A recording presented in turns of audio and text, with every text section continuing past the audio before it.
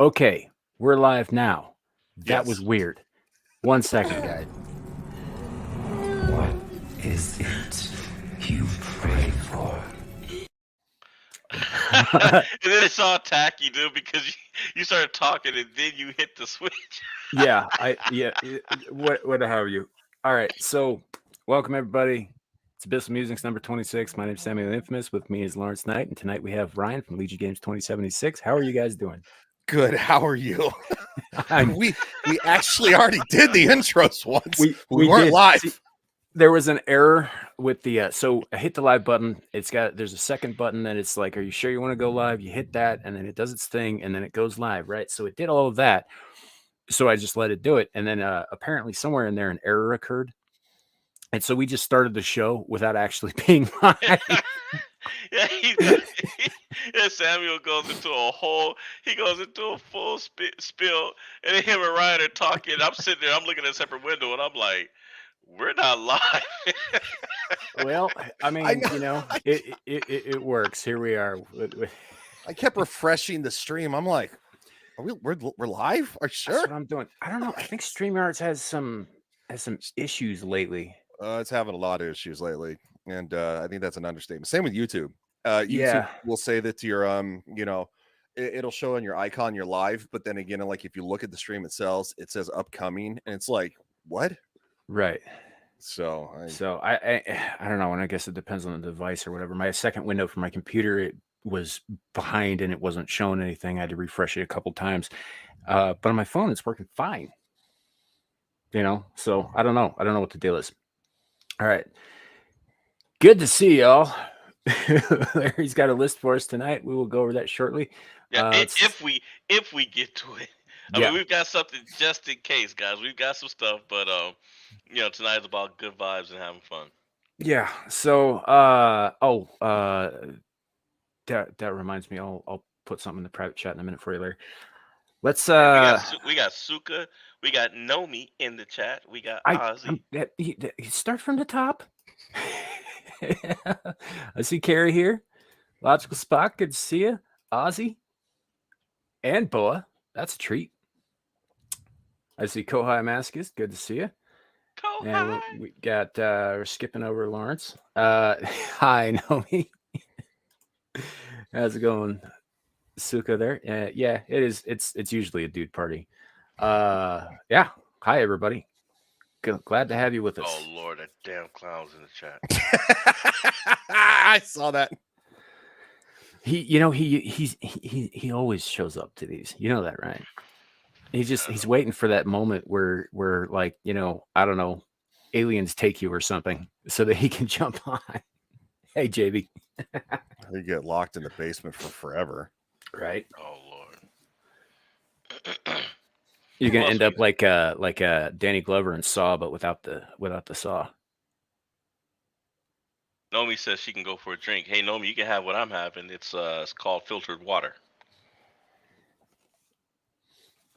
Yeah, that's what I'm having too. I mean, I have some scotch in the room, but I wasn't really planning on having any of that tonight. So, it is what it is. So, how's everybody doing tonight? Are we all doing all right? I'm outstanding. It's been an interesting week. Wow. Yep. That it has. We're not going to get too much into the news on this show, just because there's a lot going on, and we're still waiting to hear some things. And honestly, I just kind of want to enjoy ourselves tonight, which would be good. Well, let me stop you there, just a kid. We do have some new stuff, but this is the good stuff that's been overshadowed because of the obvious. So, you guys know that Saturday show, all that stuff is usually spoken of at that time. And then, the Lioness comes on, who may or may not come on tonight. I don't know. She messaged me about an hour ago saying, "Hey, are you guys live?" So who knows? She might decide to pop her head in. But before we get into it, hey guys, be sure tomorrow is Friday night's Rumble. I know Ryan's gonna plug it again, which is great. Hey, it's an outstanding panel. We have fun. I love going up there, and every time I get a chance. Hey, Bernie. I mean, definitely, guys. Just there's a reason why there's a lot of things that we could talk about because we have the advantage because we're on Thursdays, pretty much. But there are certain things that we like to leave because we just feel that for what Sam and I like to do, there are better formats for those discussions. Plus, you have developments and things going on.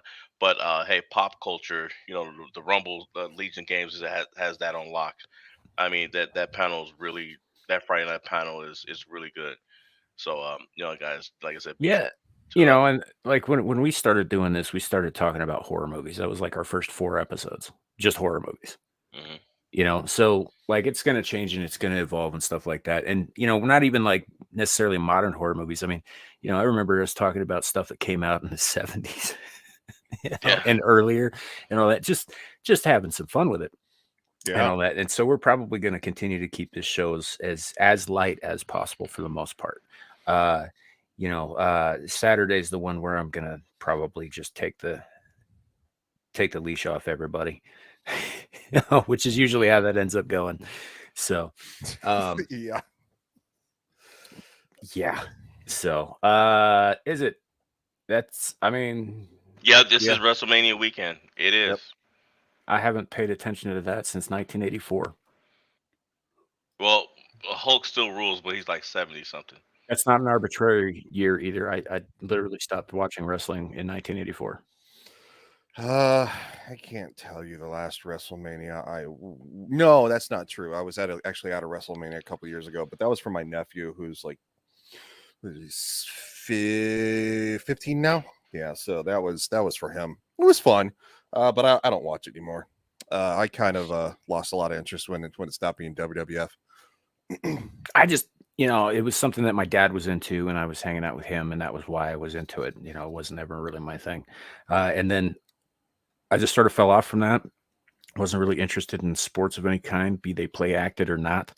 And then as I got older, I started getting more into things like hockey, and 6 a.m. soccer games with drunken Mexicans. That's always fun. That wasn't televised. That was just me and a bunch of dudes I knew. I thought you were a gigolo at one point. What? No. What's that got to do with sports? First of all, secondly, Well, you are exerting yourself. You are burning calories. Technically, you're exercising. shit, I don't get paid for this. I'm not that good. I was about to say, it might also burn when you pee afterwards, so you're burning something. Call it a sports injury. So, but with hockey, one of the first things that I remember seeing when I started paying attention to hockey was on a grainy broadcast on, I think it was UPN at the time, and they were showing an Avalanche game versus the Jersey Devils, I want to say. And the Jersey Devils used to have this enforcer by the name of Claude Lemieux. This guy was a beast.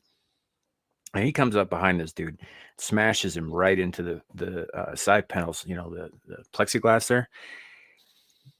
The camera was right in front of where this happened. I was looking dead at this guy's nose as it flattened and split open. And I've been hooked ever since. And then I kind of got into blood sports after that. So,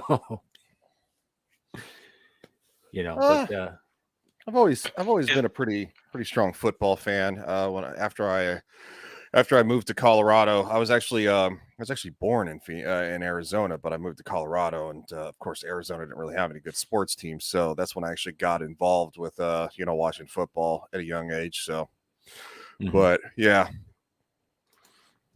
Claude Lemieux was terrifying on ice.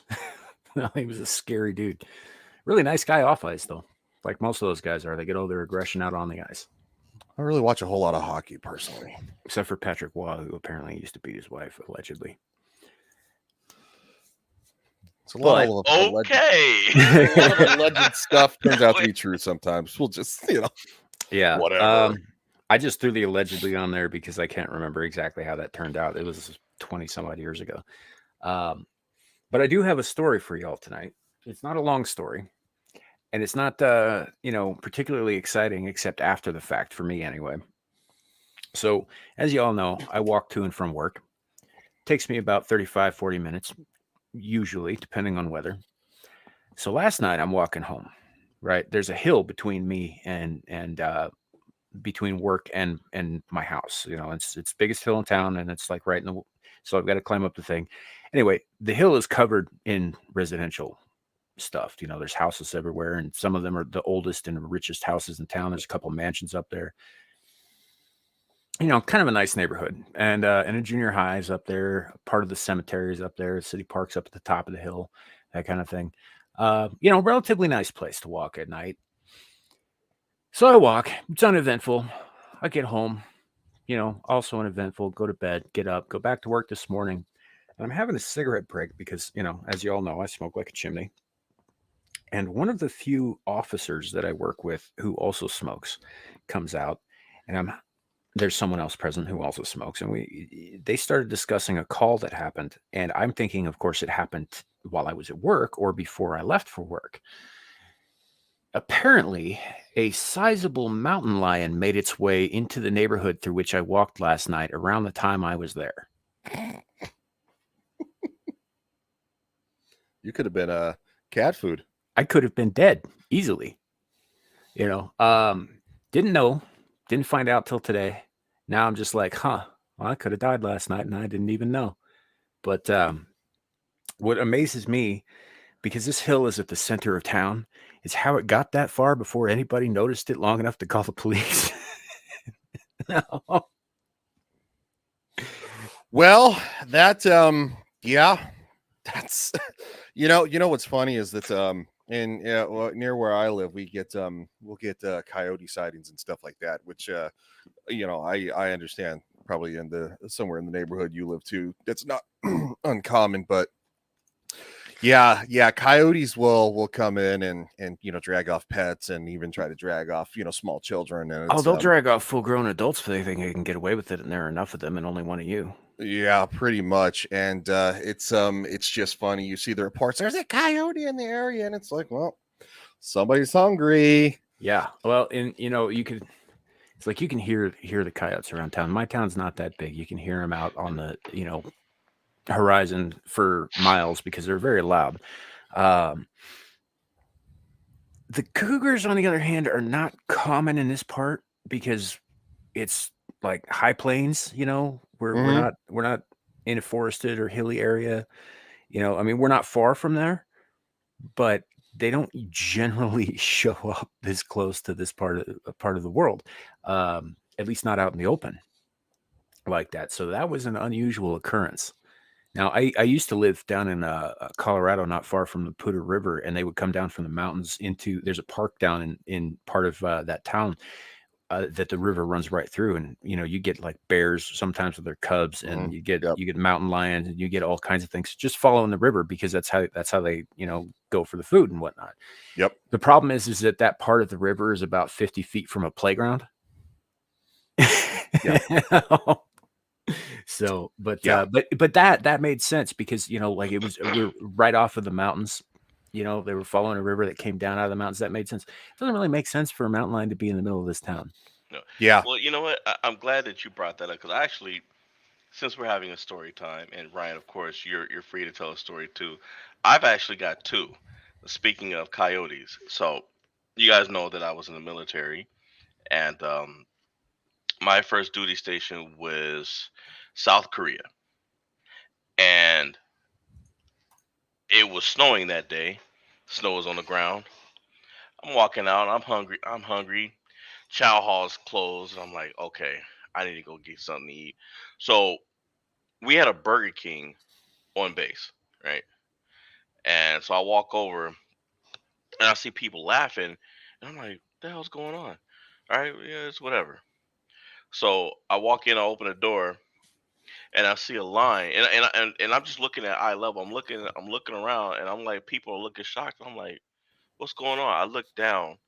A coyote is in the restaurant in line to make an order. The coyote is in line behind other people What? Yeah, they're trying to weird get animals. food. Yes. They're very strange. Yeah, the coyote is in line, not causing a ruckus or anything, literally in line.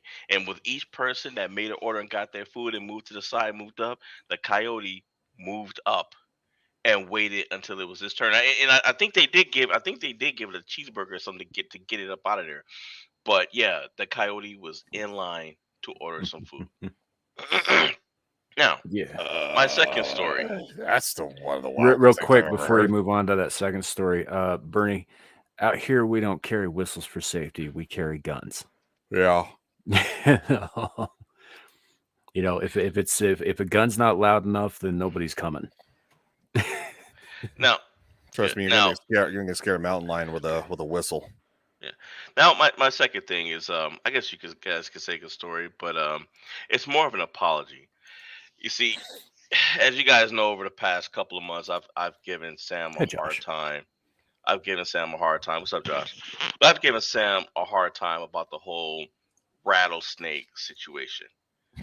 You know, with the rattlesnake being around the car axle, and you know, last week I told you guys that Samuel made love to the snake before he did it. You know, but Yeah, that was fucked up. yeah, I know it was. But I started feeling bad about it, and you know, guys, I really thought about it because it's one thing to make a fun story, but it's a whole nother thing to embellish. And so while while apparently this is a true story that somebody did, there was a Western Diamondback that was wrapped around the inside of someone's tire on their axle. Um, it wasn't Sam that did it. That's not his style. What Sam likes to do is he likes to tuck them in his engine, as you guys can see right here. This is what I I hate you suspect. so much. I suspect that this is his car. This is his engine. I believe that's the battery. But as you can see right here, that is the colors of a rattlesnake. Now I'm not sure if Mm-hmm. it's a Western Diamondback, might be an Eastern, but I Can you zoom in? suspect that this is Samuel's car and that he tucked it in his engine. Can you zoom in? I don't think so. I could probably tell you what kind of snake it is if you could zoom in, but no, this is not my car and this is not my engine. I don't believe you. And if it was, I don't know why it would be tucked in there for warmth because that car hasn't run in 6 fucking months. It's cold as shit. Well, it's probably warmer in there, perhaps, versus anywhere else. But looking at the colors, I'm pretty sure if it's not a rattlesnake, it's close to it. And I'm also reasonably It's sure that this is what's left Well, of your car. without seeing the head and the tail, that could easily be a large bull snake too. But yeah. regardless, you're putting snakes in your engine. Snakes on Well, a plane, snakes in an engine. But I don't But there you believe have that it, that's folks. that's a That's what diamondback. he does. I don't believe that's a diamondback. That looks more like a timber rattler. I'm about to say, Didn't you say you have timber? You said Yes, we have last week timber and we prairie have rattlers out here. exactly. Yeah, we have 2 or Exactly. 3 species of rattlesnake in the area. Yes, I mean, it could always be worse. It could be raining flaming cobras. that's true. That's true. It could be worse. Or water moccasins falling out of trees. That You guys you don't know know he what? told that story too. That shit happens. Just for the record, you didn't say that last Saturday. What that water Flame. moccasins might fall out of trees? Because that was No. an actual story I told Larry once. No, and flaming cobras. You're like, no, I'm not doing it. Yeah, I mean, you cut. I was so fucking hungry and I was getting pissed off. So yeah, I was like, nope, we're done. Fuck off. and I didn't even get it. And I tried to say it, and he cut off before I could say it. I was like, dang, this fool cut off before I could say it. Grumpy old man. I think the plural of that is actually mongooses. Um, I think it might be because like I don't think it's mongoose. I think it's mongoose. yeah, Mongoose. so but I don't know that I mean that would certainly clear up the flaming cobra problem, but then you'd be overrun with rodents that were immune to venom and super fast. I saw a video this morning of this lion that decided that he was going to take a nap on this rock. It was in the ocean, so he had to swim into the ocean to get to the rock. Now, if you know what normally will hang around rocky areas, that when you have a little bit of ocean between the mainland and the ocean itself, is things like seals, sea lions, hippos. This lion, and you can tell he's a teenager because his mane hasn't grown fully in all the way. This fool's laying on this rock. This hippo sees him, and you can tell the hippo is like, "Oh, this fool." Swims over to him. The lion goes and takes a bat at him. Right? He growls, takes a Yeah. bat at his head, and thumps the hippo on his nose. Big mistake. That hippo sat up, opened his mouth wide, and tried to swallow him. That that lion ran off, jumped in that water, and swam. I never seen a Yeah. lion swim so fast in my life. You don't mess with hippos, man. They kill more people in Africa than lions do. Yeah, yeah. You do not mess with hippos. Yep. Carrie, I'll take your word for it. Yeah, yeah. No, I would not have thought it was mongoose, but if it is, it is. So both forms. I mean, yeah. Oh, that's. You have to add music. I can't use it unless you add music. It's gotta be just toned up a Yeah, little bit. I'll get with her about that, and we'll see if we can. Yeah, work I want something to out. I want to use it, but it needs to have like creepy music to it, or it just feels weird. And I'm not talking about when it slips in. Yeah. Speaking of music, hey Ryan, you ever heard of that rapper Afro Man? Mm-hmm. Yeah, he got You hear about? his house got raided by the police, so then he Yeah, decided to sue them, and now they're suing him back. yeah. I didn't know the I police actually could have a. sue you. They're suing him. I think what was they said? I want to say it was members of the sheriff's department in Adams County, Ohio, busted into a home armed with rifles and wearing full tactical gear. They Yep. obtained a warrant on suspicion of drug trafficking and kidnapping.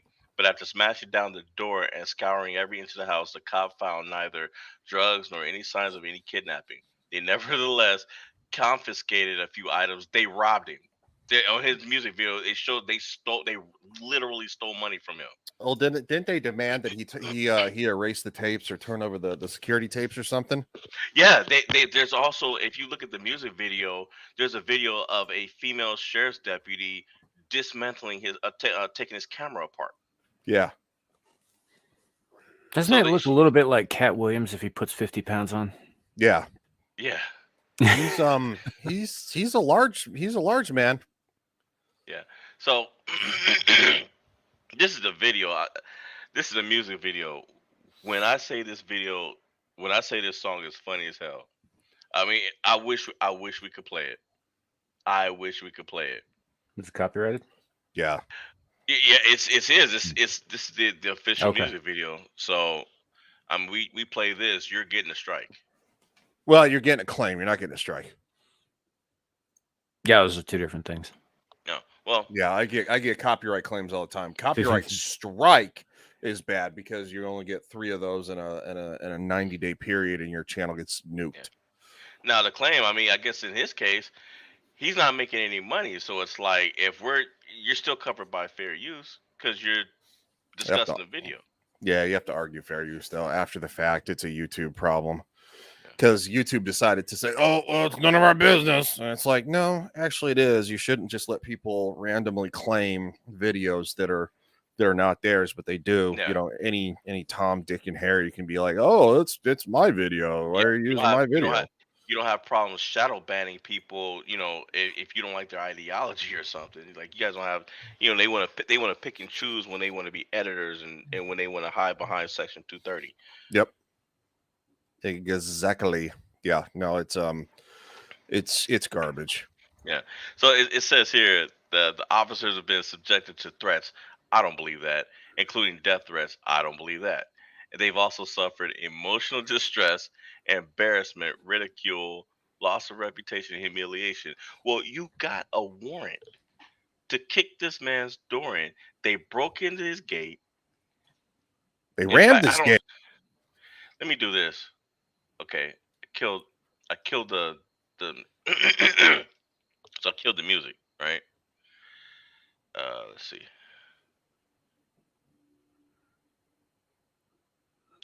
Yeah, I put this song is funny as heck.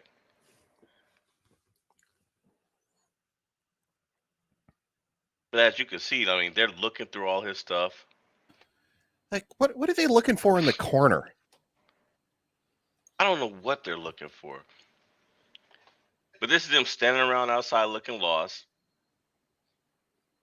Maybe This they is didn't that's his rant. lyric. That's him singing. I mean, that's it. Yeah. Yeah, booted the door in. Yep.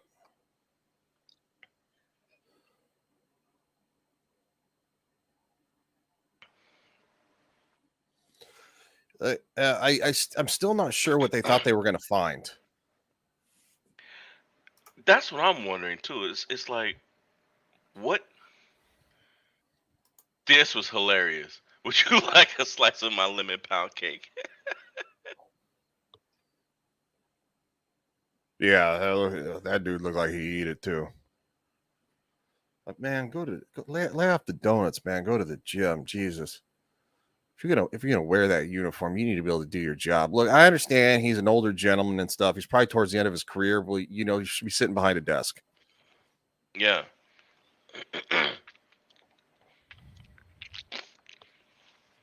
It's like, how do you? Is that kidnapping? Yeah. Who's a That's what you're kidnap? saying. Are you kidding? I make my money rapping.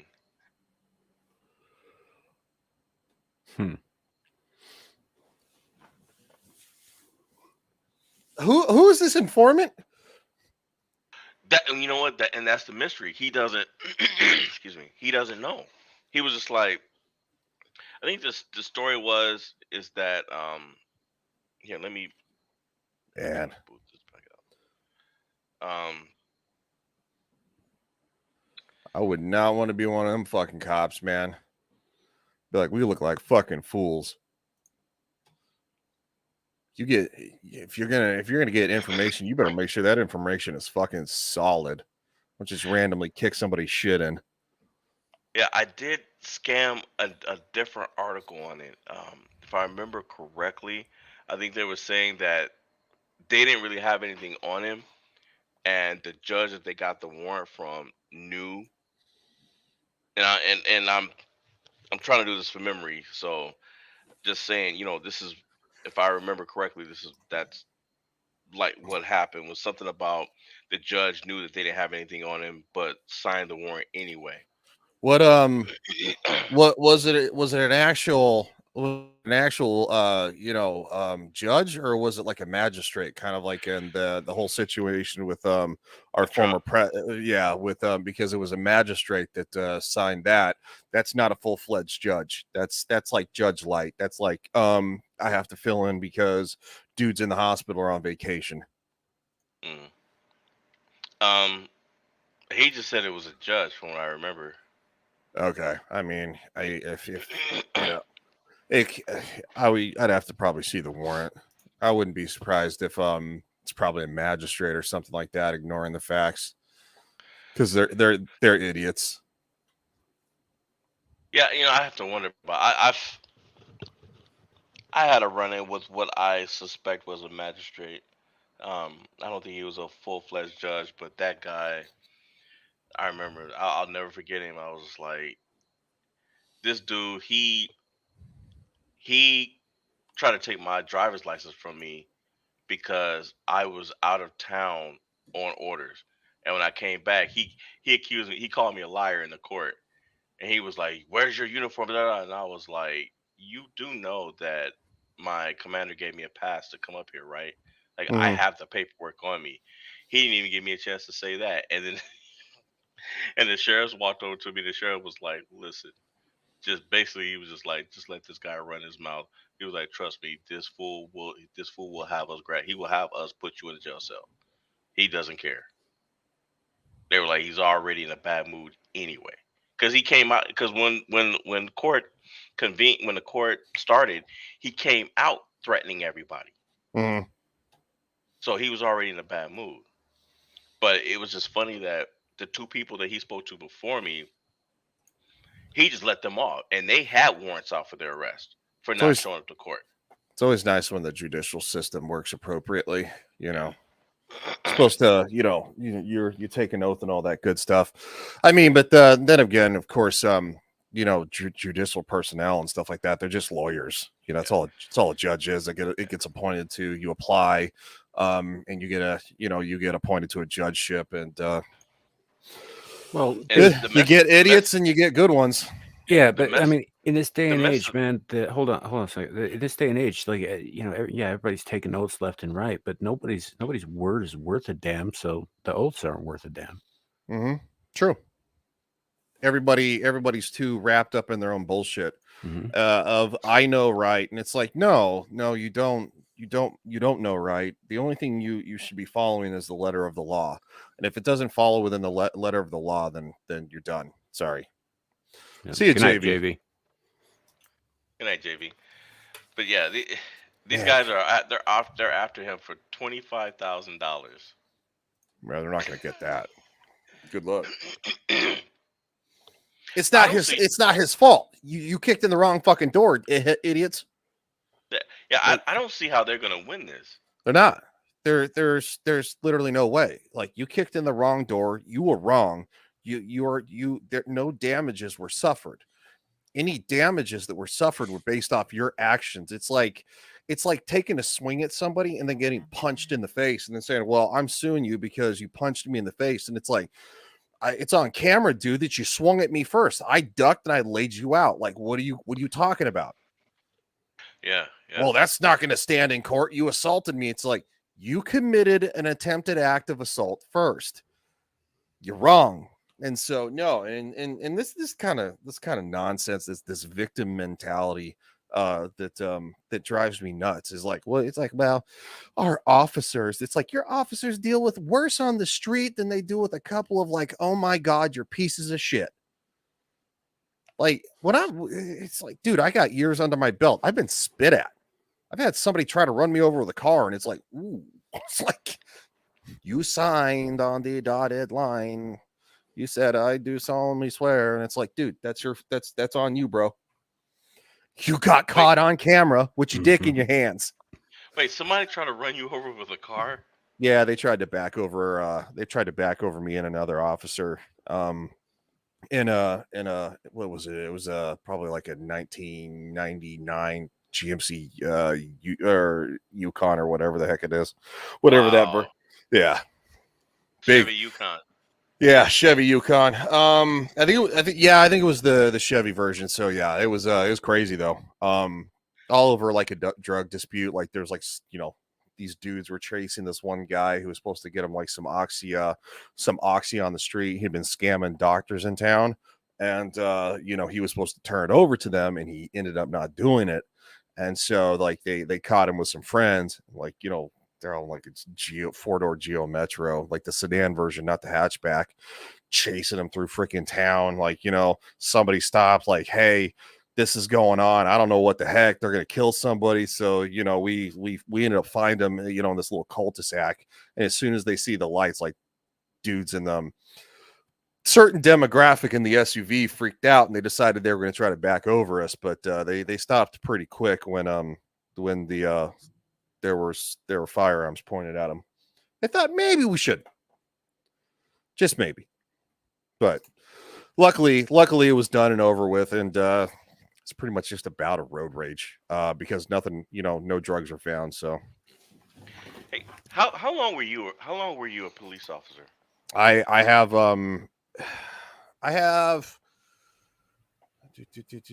probably about 8 years under my belt. You probably got a lot of stories. I got a fair amount. Thinking about once I move back to Colorado, I'm probably going to try to do it. They're hurting for people bad, and they're paying like crazy amounts of money. Well, of course they are. I mean, you look at what's going on in no, Carrie, they were trying to back over us. They were coming right at us. Like, I could understand if like they tried to like jet this direction and then go like that, but no, they picked the tail end up and like the rear end of the vehicle because they hit the gas so hard. Yeah, it was enough that it was kind of alarming. I was like, whoa,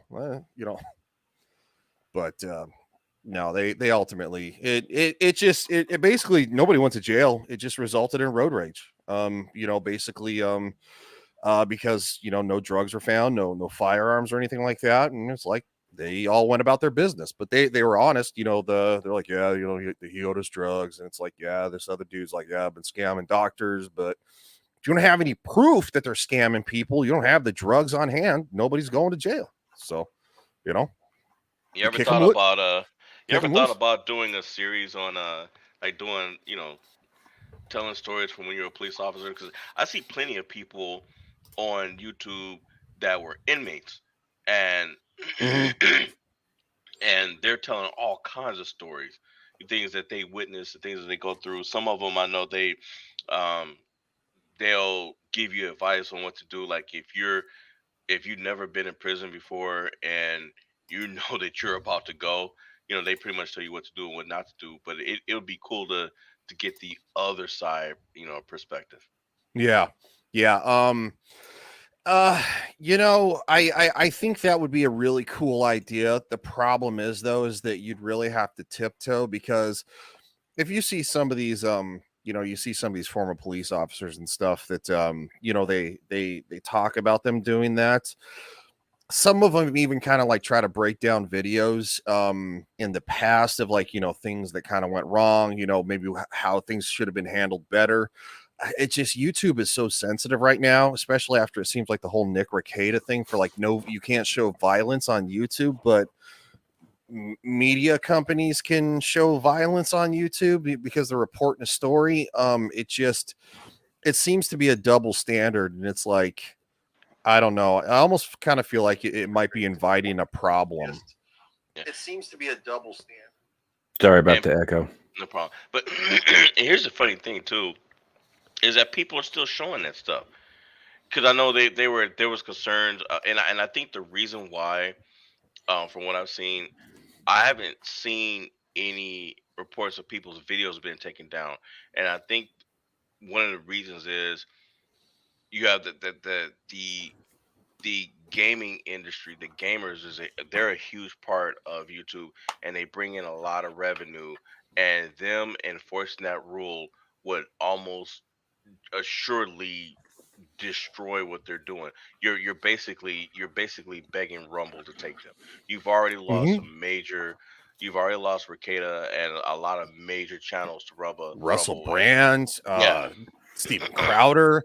Crowder's yeah, doing 200K shows on Rumble. yeah. I mean, it's like, what are you, what are you doing? Like, you literally have a gold mine you're sitting on top of it, because you have these BS rules. Like, you're too far up your own ass. You're sniffing your own farts too much. Stop it. Just stop it. Unless they're showing like obviously something horrendously graphic, and I'm talking, I'm talking about like, Mhm. they're animal abuse or child abuse or CP. Like, unless they're doing stuff that's heinous like that, it should all be on YouTube. If you don't want to watch it, you can age restrict it. I have an issue with the way they do a lot of age restrictions, because they do overstep on that as well. Well, like I would take exception with porn of any kind being on YouTube. Well, yeah, because You know, I don't think pornographic this is images should yeah. be on Twitter. This isn't the place for it. There are other places on the internet for that. This is not it. Yeah. But it does exist here. Mm-hmm. It It does. does. Well, I mean, naked yoga alone. that's not as prominent anymore. They've cracked down on that a lot recently, because I heard somebody made that argument. I was like, and the last time I heard somebody make that argument, I think it was like 2021 or something like that. And I looked it up. I was like, dude, what the naked yoga? Are you Yeah. kidding me? Yeah, no, And, it's and that's kind of my point though. Is like I see that stuff, and none of that is age restricted. no, And it's not. and it's their excuses like, oh, we're helping people get well. I was like, no, you're showing your pooter to the camera. Mhm. Is what you're doing. Yeah. I was like, because I can see it clear as day. I know how many folds it's got. I wish I didn't. Yeah. And I certainly wish that all those kids watching this didn't, but they do, because it's out there now. They so when the Adpocalypse Part 2 happened, where YouTube got fined like that billions of dollars from the federal government, because they were selling advertisement information to companies for kids accounts, which that's YouTube's fault. That's your fault. You did it. We didn't do it. You did it. but they penalized us and said, well, now any kids content can't be monetized because, you know, we can't get in trouble again. It's like, well, why didn't you restrict it in the first place and say, hey, maybe let's not sell this information to kids? And it's like, you can put advertisements on it, but don't target it specifically to children. And it's like, that's your fault. You know, I mean, I used to watch Nickelodeon as a kid. Yeah, there were advertisements on the shows themselves that were targeted towards children, but that was public broadcasting, to where the advertisements in between on the commercials were for everybody, because they can't target kids. You came up, you're a little bit younger than Larry and I are. And you came up in a time right around the time that Nickelodeon started to lean full on into adult content disguised as children's program. Yeah, I like Cow and Chicken, for example. You know, Ren and Stimpy, Rocko's Modern Life. Well, because Rocko's Modern Life, he was a sex operator on, that was his job. And so there were cartoons that were obviously you watch them now and you're like, bro. And but then you also had like some of my favorite shows were like Legends of the Hidden Temple. Like that was just a game show for kids competing against for prizes. That's like my favorite show. That was American Gladiator with kids. Yeah. Still love that show. Which I didn't have an issue with that, but I'm saying that was when you were a kid there. That was around the time they started weaving that shit in, and now it's everywhere on that channel. Yep. And I recognize it now in today's world. But the thing is, though, is that's Hollywood always going to be Hollywood. There are sickos who run our media and entertainment, and it's just the way it is. Suka says I enjoyed Ren and Stimpy. Yeah, I mean it was funny, but Ren and Stimpy was hilarious. I really liked Invader Zim. I was an adult by the time I discovered it, but I liked Invader Zim, but it was on Nickelodeon, and let me tell you, that show ain't for kids. It's not. No.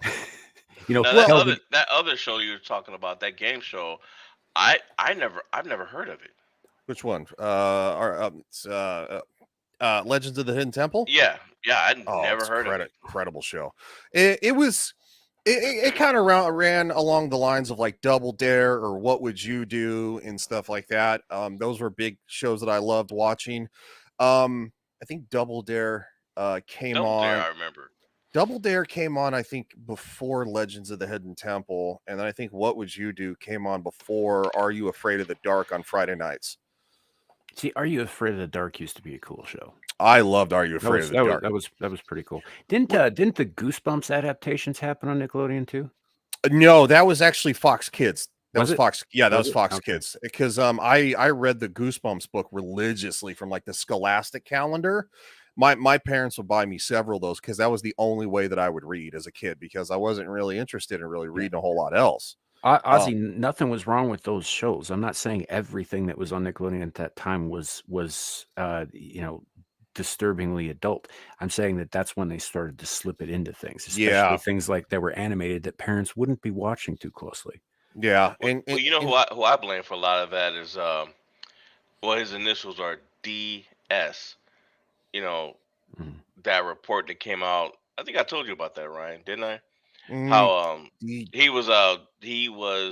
created iCarly and some of the other shows. He'd been there for decades. He's responsible for many a young star getting boosted up, but he's like the Harvey Weinstein of Nickelodeon. Yeah, he's for kids. There was okay reports of him allegedly being very attracted to kids' feet. In fact, Jeanette McCurdy, the actress, talks about it. She's very open about it. Yeah. Interesting. I didn't know. Well, I mean, because like I said, I was born in '85. Nickelodeon was getting really big in like the early '90s. And so I was watching, I'd get up early in the morning on Saturday morning for Saturday morning cartoons and watch new Power Rangers, but I'd have to get up at like 7 in the morning. And like my parents always be like, what the hell are you doing up so early? And I'm like, watching Power Rangers. Yeah, and then the rest of the week they're like, why the hell won't you get up? Yeah. But it was like that the one day of the week, but I was like, Power Rangers. Suka, why do people like feet? I don't think it's necessary. Well, that's not true. I won't say that. I think I don't know, because I don't. people are gross. Yeah, I mean, I don't like feet per se, but I've had girlfriends in the past who have cute feet, and so I mean, I don't know. I guess I don't understand the people who want to do things with feet. I don't understand that, but It's a teach the thing, man. each their own. Yeah. Some people like what they like. I mean, it I just mean, there's everybody's got there's their own. also people on YouTube that like armpits. You could just ask Yeah. some of the girls in our sphere. I That's like mean, this is an I've met a example few. of what Ryan likes right here.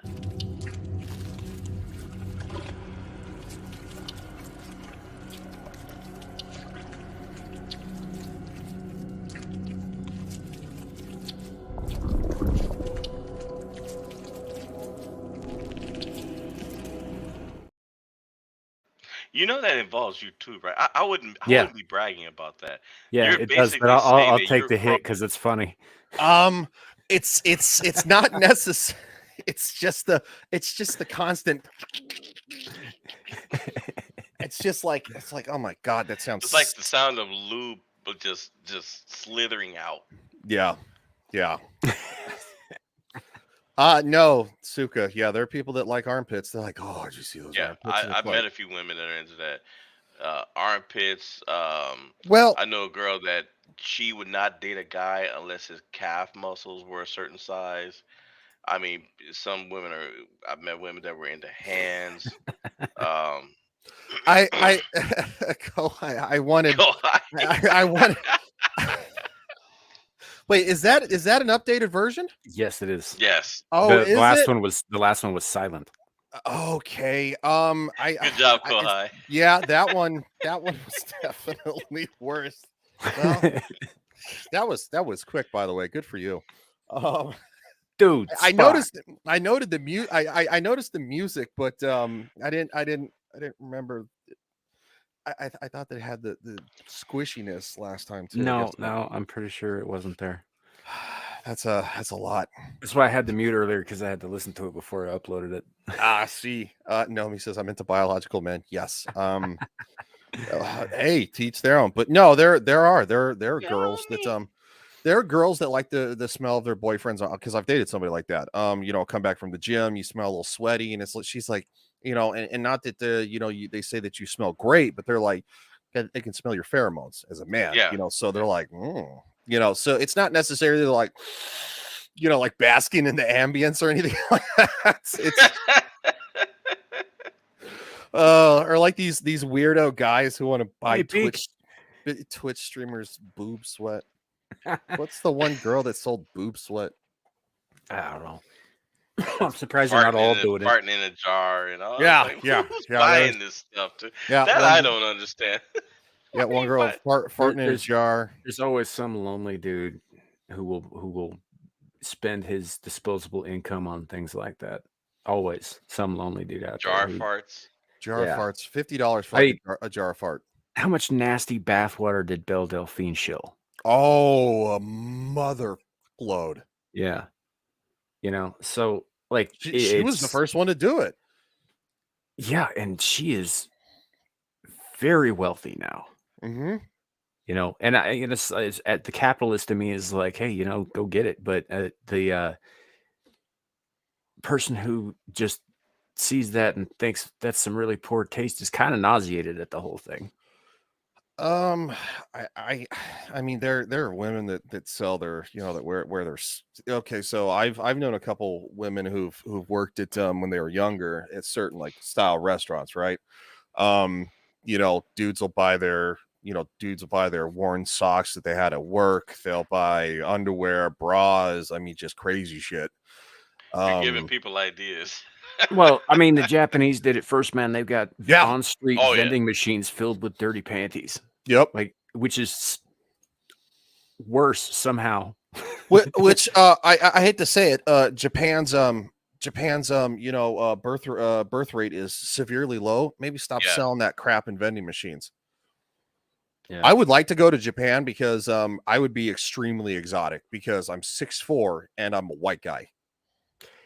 You would be, but you'd be kind of a novelty. I don't think if you were looking for Your like a guys, serious thing, you're not gonna find it there. Well, not necessarily a serious thing. I would just I would love to travel to Japan just because it's sure. I'd love to. But, There's some really cool history, but, and they've got some excellent like ancient architecture and all kinds of stuff that I'd love to see too myself. But as far as like, you're going not over there to find a bride or something like that, like the only way that's going to happen is if she's already dishonored her family and doesn't want to kill herself. Yeah, no, they're not down with the white guys over there. So I think that's a little more accepted in Korea. It's not even just the white guys. They don't like anybody who's not No, Japanese. yeah, they don't like It's any a very foreigners. homogenous, very racist, very exclusionary, and very xenophobic, and it always has been. And that's part of the reason that they're Talk about Asian people don't like black people. Come on, what are you talking about? no. Well, no. The Japanese have been. They have this thing called B style, where they tan and try to put their hair in braids and stuff like that. And they didn't say they didn't try to rip things off. I'm just saying that they don't actually like the people that they're stealing shit from. As for if I were to make a trip over there, not to find somebody to marry, because that's not going to happen. First off, I don't think I'd ever live there. Secondly, they would never come back here. Thirdly, as you said, Samuel, they're very, very, very traditional people. But yeah, I would be a weekend novelty, and there would I even actually seen, there are actually dudes that, on YouTube that go over to Japan. They're like, they're Americans and stuff, and they're like, they film their visit, and like you see all these like people like, can I take a picture with you? And it's just like, yeah, you would be like you'd be like an on-street celebrity. Well, even if you were to find somebody who wasn't of that same mind, there's still the worship of ancestors is so ingrained in the culture, which I think is cool. Even if somebody was open to, say, a marriage, say moving to another country, to that kind of thing, they would not do it for fear that their great whatever would roll over in their grave. Yep. No, they're a severely traditional people, which I think they have awesome tradition. I love their tradition. Like some of them, yeah. Some of them. Okay, that's fair. Some of them are less awesome. Yeah, some are less awesome. The caste system, for example, the extremely rigid caste system that kind of makes the Hindu one look a little bit. Yeah, no, that's fair. But no, I would definitely love to visit there. I don't think I would love to visit China, but I don't like the CCP. So I would. China itself, the people of China, yeah, absolutely. There are parts in China that you only get to see when film crews go out there that are just stunning. I would love to go to South Korea. Never go to North Korea. Wouldn't go to Russia, not with everything going on right now. And even beforehand, it was sketchy at best. And I would say the same thing about Ukraine. Even beforehand, it was sketchy at best, because you're talking about it's easy. Also with Mexico and some of the South American countries, it's easy to be like, oh, American, harvest the organs, much moolah. See, I would love to go to Romania, except that I know that's exactly what'll happen to me. Because I love the region and the history and the language, but I also love my organs on the inside. Yeah, and if you go to a tourist location, and Nina Infinity has talked about this, if you go to a tourist location, the cartels run things so much, and they know that the tourist regions attract so many like Americans and foreigners and stuff like that. They'll make sure you're safe. They will make sure you're safe. They say there's to be no Americans harmed, because we bring our dollars down there, which are drastically, overly, well over theirs. And so the cartels are like, you get Americans down here, they're going to be buying some drugs, they're going to be they'll be loading our pockets. We see the cartels and we think drug running and gun running and that sort of thing, because that's what happens over the border. The cartels run literally everything down there. So it's not just the illegitimate businesses. They run everything. They run the tourism boards. They run the fruit stands. They run all of that stuff. So yeah, they're going to go out of their way in the touristy areas to make sure their customers are happy, because they want to keep making money. But if you step out of those touristy areas and you do something you're not supposed to do, they will not hesitate to shove a spring breaker into an oil drum and set your ass on fire, and then ask for ransom. Or they'll take you to Dracula. No me. When I get a chance to move back, I'm all for it. I'm absolutely all for it. with all of your organs. Yeah, It took me a second to catch that. I mean, did you see what happened to those Americans that just went over there last month? Yeah, but they were doing shit they weren't supposed Four to. went over there. 2 came back alive. yeah, well, they were doing shit they weren't supposed to. Yeah, I believe that too. I mean, I'm not that kind of guy. I like to have fun, but I'm not going to go out of my way to be an obnoxious asswipe. You know, and that's where Americans run into problems, like that jackass that went to North Korea and he stole a propaganda sign from North Korea, and they busted him at the airport, and he's been in prison. He was in prison for like, I don't know, like what, year and a half. It's Well, like that's the you thing stole state. Yeah, when you go overseas, when you go to a foreign country, you need to know the laws and the customs Yeah, of like, the place you're going to so that you don't accidentally fuck up, let alone deliberately do it. yeah. It's, you know, because what, there were also the Americans that went to like what, Singapore or something like that, and they got caned in the street Publicly, yeah. yeah, publicly Yeah, in the street spit on because the you broke street. the law. Yeah, And the he laws spit that on they the street. broke, if they had been Singaporean citizens, would have warranted their deaths. Mm-hmm. They were caned because Singapore fears United States retaliation. That is the only reason they got off that light. Yep. You know, in the U.S. government, it's like, we can't help you. You fucked up. What do you want us to do? You want us to go over there and like storm the beaches because you acted like an asswipe? Like, sorry, dude. Yeah. Well, that's obvious, Suka. Unless you're undead. Hey, Shadow. Good to see you.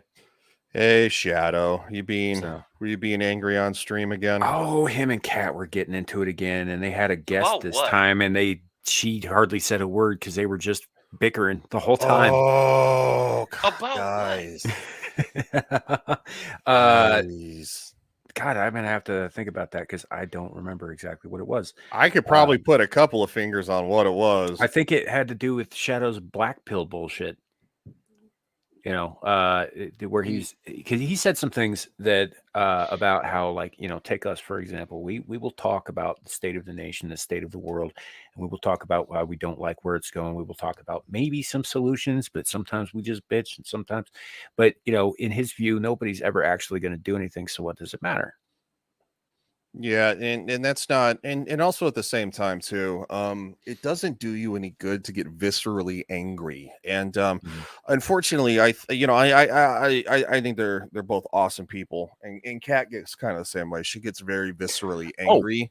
Yeah, and the two of them are so alike in the way that they approach a conversation that they will just talk over each other and they'll be fine with it, but it's hard to understand what either one of them is saying. Neither of them is willing to let the other one finish a damn sentence or a thought. And it's like they seem to work it out. I don't know, but it's hard to follow for the casual viewer. Also, when you have a guest on, you need to make it more about the guest. It's okay. There were moments where it was okay, but who was the guest? Zenny Biscuit, actually. Okay. You've probably seen her in the chats of you know, everybody because she's everywhere. Mm-hmm. So hilarious chick. She follows me on Twitter now, and she usually has some pretty funny things to say. So yeah, she doesn't really do a lot of streaming either, though, so, as I understand it. So I get that too. She's probably, you know, having some digital stage fright, as it were. I mean, it happens to everybody the first few times. Oh yeah, no, absolutely. So it's one of those things too that know that you know, you're broadcasting around the world, and anybody and their mother can watch, and it's like, you know, yeah, on the one hand, you're sitting in your room by yourself talking to yourself. On the other hand, anybody can see you. Mm-hmm. I also remember that it was it used to like feel like really weird to like talk to the camera. And you're not supposed to like talk to the camera all the time, be like, "Hi guys, how are you doing? Is everybody doing okay?" It's like, you know, because that's awkward too. But yeah, the idea that you're talking this direction and that's how you're communicating with people is very strange, and it's a hard concept to get used to. For probably a good couple of months. Mm-hmm. So yeah, well, you know, I mean, it is what it is, but yeah, you guys had started out, you know, pretty interesting show and some cool topics and stuff, but there was a point where I was just like, I can't understand what anybody's saying. I gotta go. You know, so I know that, but yeah, you know, no worries. Shadow had this thing. He's just like, God, Samuel's never going to invite me on any of his shows ever again. And I was just like, why do you keep thinking that? Why do you keep thinking Ryan's going to boot you off? You know, I was like, if we were ever that angry at you, dude, we would talk about it with you offline first. Yeah. I've had to remove people from shows before, and it wasn't necessarily something that there was a disagreement with me. It was stuff that there was they were acting inappropriately with with other panelists, and it was like, but no, I always approach it offline. I've had my outbursts before, where I get but no, I'm never going to remove somebody. Just be like, you're done, get out. And then I've heard you say some fucking awful things. What? Are you sure? Yeah, I'm sure. I don't know. But yeah, no, Shadow, like, as far as that kind of thing goes, so first of all, no, nobody's got any real issue with you. Most of the time we're just kidding, like, that kind of thing.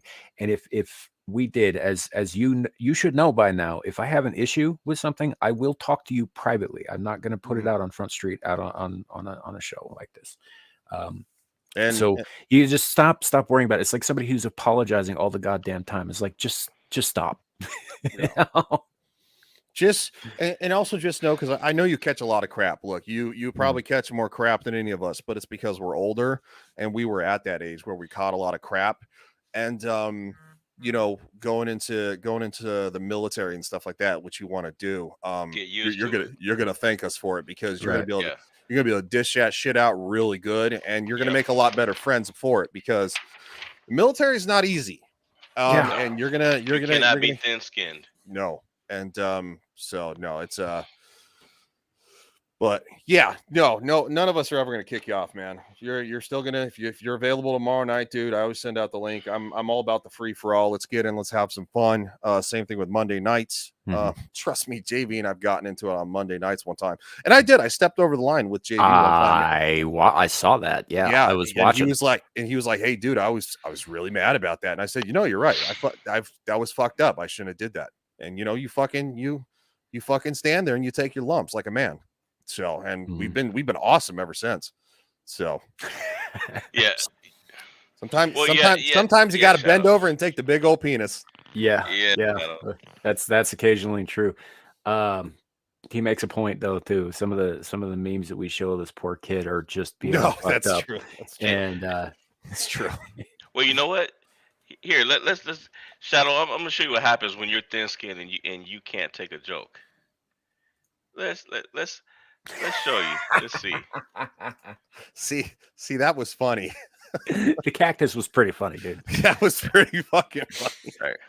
So what I'm about to show you guys, just so you know, there may be some foul language involved, but Shadow, just remember, it could be worse.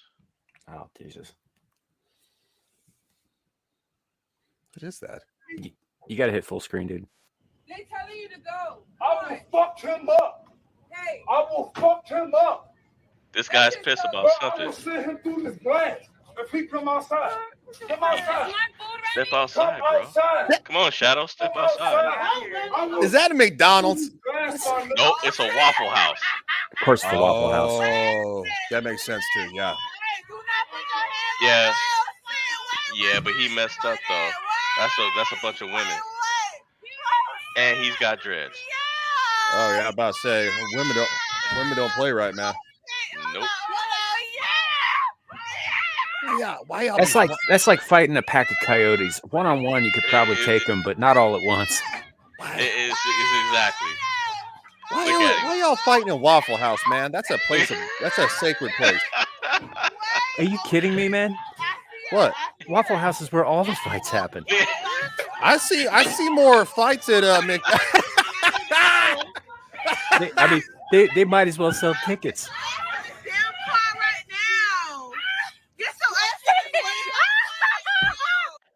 Got beat up by a bunch of girls at an IHOP. Man, I mean at a Carrie, it looked like just a bunch of women who were in the, I don't know. I'm assuming he was having an issue with one of them and all of them stood up, kind of a, feminine Spartacus situation. Yeah, yeah, it looks like he was mad at one of them, and they pulled the blinds down, and that set him off. But it's like, come on, man, as big as you are, dude, He you was. going there trying to hit some females. Yeah, I think he was trying to get some, and he got fucking booted, and yeah, all the ladies circled the wagons. And it's like, yeah. that's the wrong thing to Shadow, do. you can have long hair. There is a long storied tradition of warriors with long hair, but what you want to do is you want to like weave knife blades into it, so that when they grab a hank of it, they cut the fucking fingers up. You ain't gonna have long hair in the military. They're gonna buzz your shit. Yeah, yeah. It's U.S. military notwithstanding, I'm just saying that there are many Oh yeah, I know, traditions across the absolutely. world throughout history with warriors with long hair. Well, look at the samurai. Mhm. They traditionally, the males all had long hair, but as soon as they went to battle, they put it up, like, because it gets in the way. It's a way to, it's something to be used to get against you. It's a disadvantage. So but yeah, their top knot is kind of a sacred thing, which I love samurai culture, by the way. I think it's awesome. yeah. Hey, speaking of awesome, here's a video of Nomi when she was a teenager beating up some. Right, that's Nomi right there in the gray. Nomi been watching the 300. Watch. Oh, that was a solid kick. Yeah. That girl, she had stand up on her own. She had the wind knocked out of her. I tell you, you don't mess with the Latin women, man. No. Like, because one of our, one of them, so I got a buddy who on Twitter who was who's kind of giving me a hard time, but it kind of inadvertently took a pot shot at Lily 300 mirrors, and she was like, "Yo, what's up with this?" And she started kind of going in on him a little bit. She's like, your friend's being a butthole. And I'm like, nah, I'm like, yeah, he's sarcastic. Like, that's how he jokes. I'm like, it's kind of hard to understand over the internet. And she's like, yeah, it's not always it usually Hey, comes Richard. off wrong. You get smart ass with me, you're gonna get it. And I said, no, I get it. Don't mess with the Latin women, man. I think Shadow, that's part of it, but it's also a way to separate you from your former life and a measure of uniformity. Yep. It's at 100%. It's because when you go to basic training, you are shedding your old skin, and you are becoming not an individual, but you're learning how to be a member of a team first. Now, it's not saying you can't be an individual, but you've been an individual your whole entire life. You need to learn to be a member of a team, and you need to stand together as a team. And then after that, that's when you can learn how to, bounce between being a team and being yourself. Yeah, So, and you want to be a Marine, dude. Oh, in fact, that reminds me. I'm sure you got military stories too, but I have a lot of friends from every branch, and this happened years ago. Years ago, while I was still active duty, and I met this Marine, and he was telling me about when he was in basic. He said they got up one morning, and they were still handing out newspapers at that time. They got up in the morning. Their drill instructor walks in, hands them a newspaper because they let them read, and the newspaper said that we had gone into full-fledged war with North Korea. oh Made shit. them get all their gear, packed them up. Now they're wetting their pants because they're like, this is it. Come on, get your stuff. Packed all their gear up, put them on the C-130, flew them around for 2 hours, landed right back, and led them back to the barracks. They tricked them. They tricked those Marines into thinking that they were. Aviation fuel must have been a lot less expensive then, because It had to I be. don't think that would fly now. Wait, you spent how much money on fuel to do this? Be like, Yeah. No, they used to they used to mess with us pretty hardcore though. Nothing like that. But you know, I joined after 9/11, so it was already pretty it was also it was already pretty intense, so to speak. The we were already at war and stuff like that. And it's like, so the very real possibility of any of us, being deployed was extremely high. I was supposed to go to South Korea first. That was my first duty station. And so, of course, I wasn't going to be, there wasn't really a whole lot of chance I was probably going to go to Iraq or Afghanistan. That changed last minute about 2 weeks before we were supposed to graduate, and I got assigned to Germany, where that was the operating state. That was basically the staging area for all deployments to Iraq and Afghanistan. And I remember one time too, we called it Operation Just Kidding. They mobilized us, we got ready and all that stuff. We had all notified our family members and all that crap. We started training, and then of course they said, oh, they decided to send up a different unit first, because they were ready ahead of time. And it's just like, that really made my mom angry, because she was like trying to, like, because it's like, I was like, what, 19? It's like your 19-year-old kid's getting ready. It's not for the faint of heart, especially when it comes to parents and stuff. And if you sign on the dotted line, you're gonna, gotta do what you gotta do. Yeah. So, it's just the way it is. I respect anybody who signs on the dotted line, because you're giving a part of yourself. Like the training you do, you can easily get hurt. It's easy to make a mistake. You're dealing with real world weapons training and stuff, and you see these horrific mistakes all the time. And so especially when you're dealing with 18, 19, 20-year-old kids, and it's like, here's a firearm, and it's like, we're going to teach you how to shoot it, which they do a great job. I think they do an outstanding job. But man, it's an 18-year-old, you're a fucking idiot. So, and I mean, I'm in my late 30s now, and I'm still an idiot. So, and that's the scary part too, is that's what'll get you hurt in basic more than anything. It's stupid people doing stupid stuff. Right? Did you guys do that drill where you would run, you'd be paired up with a buddy, because we always got a buddy, and you would run in one direction, and the person that was assigned to be your buddy for the exercise would provide cover fire the opposite way that you're running, so that until you reach shelter, right? Yeah. So you've got some kind of cover fire. So I get this. I got paired up with this one guy that was in my platoon. Now, when I ran, did my whole thing, and I'm just running because it's all adrenaline. And I get over to one of the to the first position, right? I turn around. This drill sergeant is screaming at my buddy. He took his weapon, thrown it. I was like, what the hell's going on? And one of the guys told me, he was like, hey, he said, homeboy, that's your partner? I said, yeah. He said, you know how you're supposed to you're supposed to run left, and then he's covering you, and he points his weapon and he fires to the right. I said, yeah.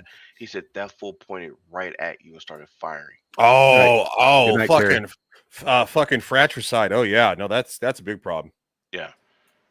It's like well, it's kind of similar to, like, the scene in Starship Troopers when the Marine's helmet malfunctions, and you're like, dude takes it off, and then of course, like, all of a sudden dude just gets his head blown off. And it's like, you don't cut safety standards for anything, and if your ass is unsafe, they're gonna make sure you remember how they're gonna make sure you remember you're gonna be fucking beating your face in the dirt for hours. Yeah. And I've seen that shit too, fucking just front back go. They're like, all right, yeah, they're like, take a break, drink some water, because you know what, we're not done. You're not. And there was one time too that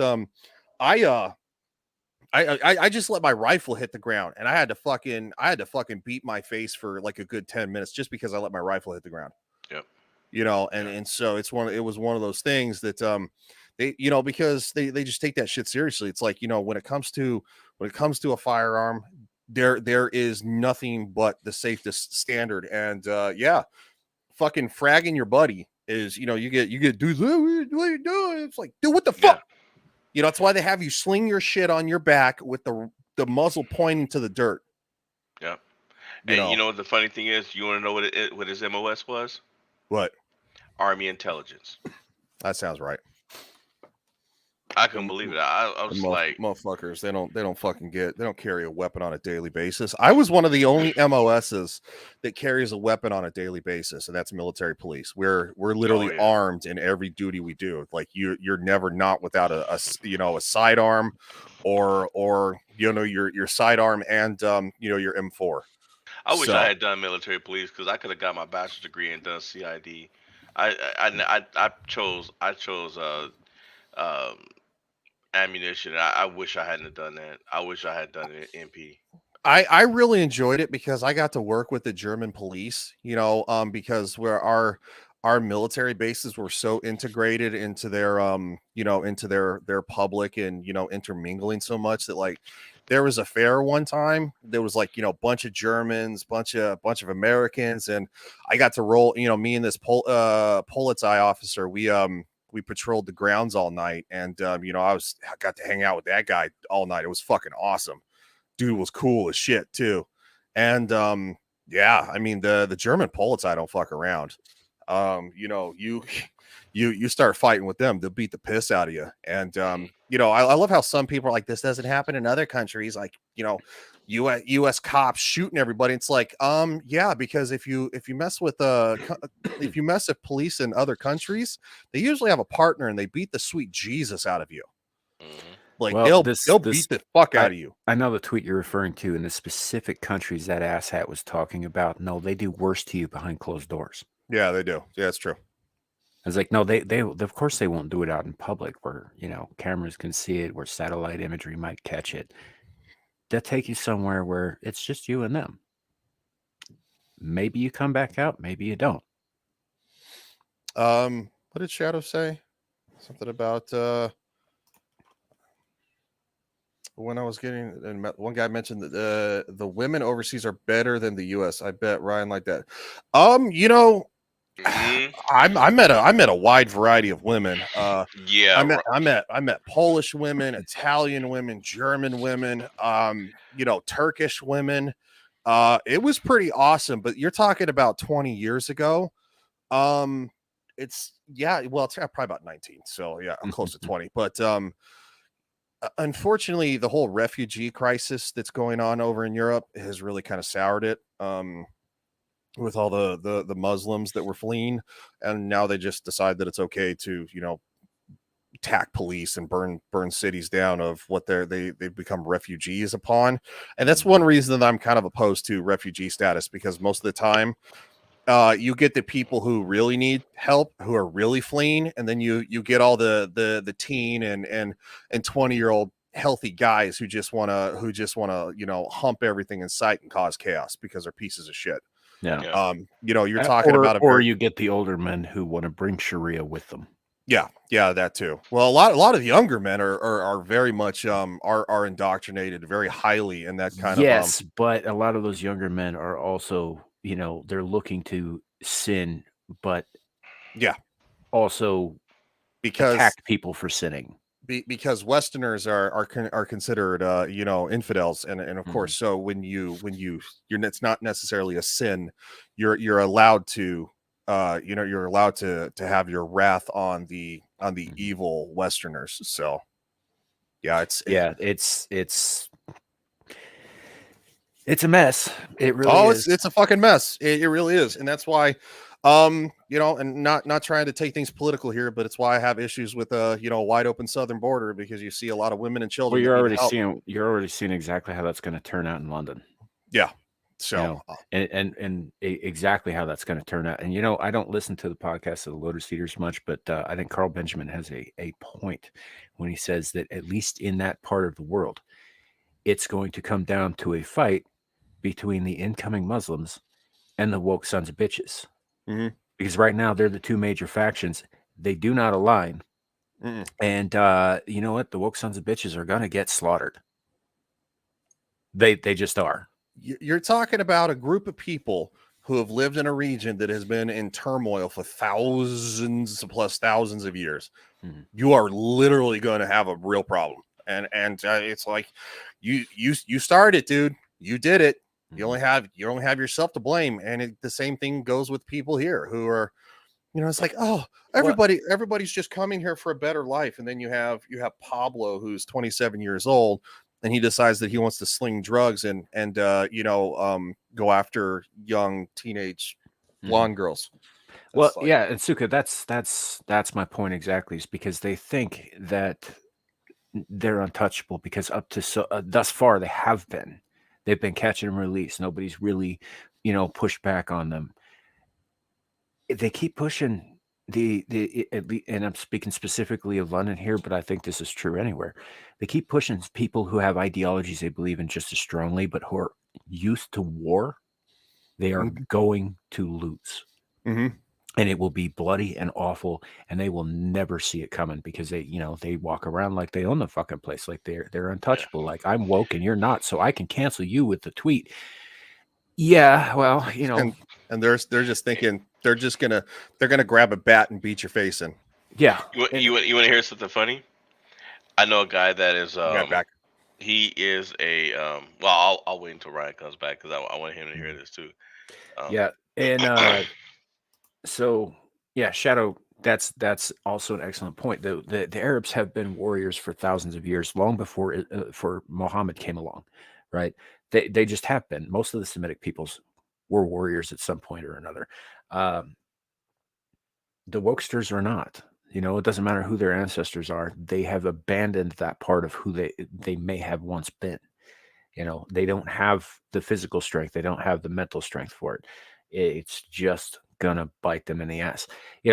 To take a moment from a fictional movie that was very, very, very loosely based on some true events and people. The Tom Cruise movie, The Last Samurai. There's a line in it that I think kind of exemplifies this. So the merchant class is obviously buying the guns up, and they're going to go off and attack the samurai with their new soldiers that they're trying to train up for battle, who are mostly made up of peasantry who have never held a weapon in their lives. They're farmers. And so our hero, our main character, played by Tom Cruise, obviously, Captain Nathan Algren, says to his commanding officer, he's just like, like, I don't understand why you think this is going to be successful. We're going up against people whose sole preoccupation for the last 1,000 years has been war. Mm-hmm. They're going to get slaughtered. And I love that movie, by the way, because it is absolutely incredible, but it's also based on historical events. Loosely, very loosely. Yeah, loosely, yes. But yeah, it's based. I mean, so I'm not saying that like all the characters, but it is based on. Now you want to hear something really funny? Just before I forget, I have a friend that is a wokester. He's part of LBGT, the whole nine, and he actually brought up the whole thing about the war and everything. Exactly what you just said, but he is convinced that the wokesters are gonna win. He's like, yeah, it's gonna be bloody and it's gonna be great. And the young wokesters, he was like, they're gonna rise up and they're gonna get a bunch of kids killed. Yeah, he was hoping that Trump would win because he was like, if Trump had won, they would have started a war. And I'm thinking in my head, I'm looking at him, I'm thinking to myself, first of all, besides the ordinary Americans that the media is intentionally not telling you that is sick of this crap. Do you know how many veterans there are in this country that will also rise up and will not let you and will that will put it into that real quick? I was like, dude, you're gonna get those kids are gonna get killed. Oh, yeah, and you ride along with them. I also like the people too who are like calling for like, oh, we need, civil war, blah blah blah. We need to take all the guns, and it's like, this is a country of 330 million people. There are 400 million guns. Do you think you can take them all? No. I mean, and who's going to take them? You think that they're going to send the army door to door and collecting rifles? No. This is what I fear. This is what I've talked about myself. I believe that something like this is coming. I do. I don't wish for it. I fear that day. I think that that's going to be a bad day for everyone. Oh, great. And I'm not gonna celebrate at the end of it. whether I survive, if I should I survive. You know, I'm not going to be celebrating. I'm going to be mourning my countrymen, whoever they were. Samuel and Larry, yeah, it would have to be something like NATO, because you have so many people, you have so many law enforcement officers and people in the armed services who would not comply. And then they'll fight the NATO. It would be really it would literally become an invasion from another country, because and NATO's not strong enough, because we fund the majority of NATO. So good luck. Yeah. So the whole thing is a fucking mess, and it's like they're pushing for it though. They're pushing for the war because they want the war, but they're not going to be able to win. Anybody with any common sense can see that they're not going to be able to win. Not a dirty in the streets shooting war. They definitely won't. And that's almost a self-destructive thing. Well, it's well, look at their minds are reprobate. We look at the whole entire look at the one world government idea from the World Economic Forum. It's what they want. What's the one thing that's standing in the way of it's America and its firearms and its ideologies? And it's no different than what Adolf Hitler wanted. He wanted the whole entire world under the thumb of the Nazis. That was the Fourth Reich. That's what it was. And then it was supposed to be, and then of course the Fourth Reich was supposed to be like 1,000-year Reich or something like that. And then there was going to be the fifth, and it's like all this transitionary. The reason that we have the Second Amendment in the Bill of Rights is because the founders of this country are not retarded, and they're like, are you gonna, people want to be like, well, they were talking about muskets, and it's like, that was the AR-15 at the time. What are you talking about? Like, they had black powder pistols too. Did the same thing. It's like, is it weapons advance? It still pertains to to modern day. Applies. It still applies, because it doesn't. It's not about the technology of the weapon. It's never been about the technology of the weapon. It's been about the ability to defend yourself from a tyrannical government and any threat.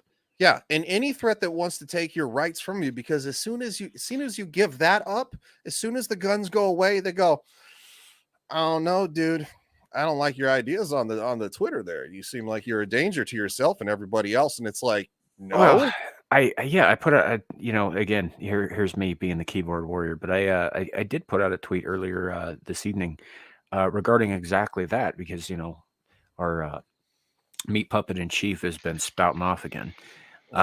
He's spouting a lot of crap. And it's ice cream too. This, frankly, what I said was, I can own any damn weapon I so choose, and there's not a single constitutionally legal thing you or any of the other Vipers can do about it.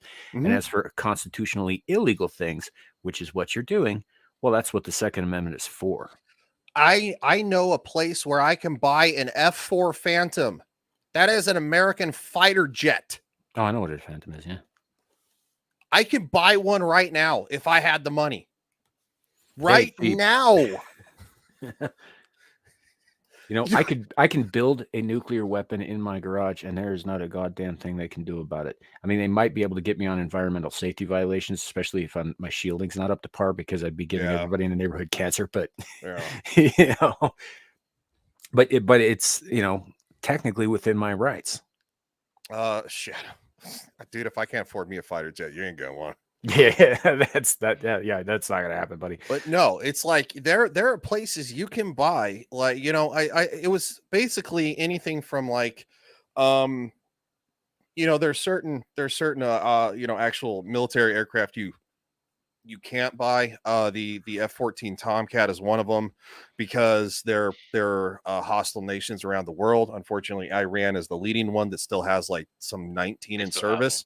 They still have them. I wish we would go over there and kick Iran's ass and fucking take it back. I wish we would go back to Afghanistan, kick their ass and blow our shit up and then leave, since we left a whole crap load of fucking military surplus there. Good job.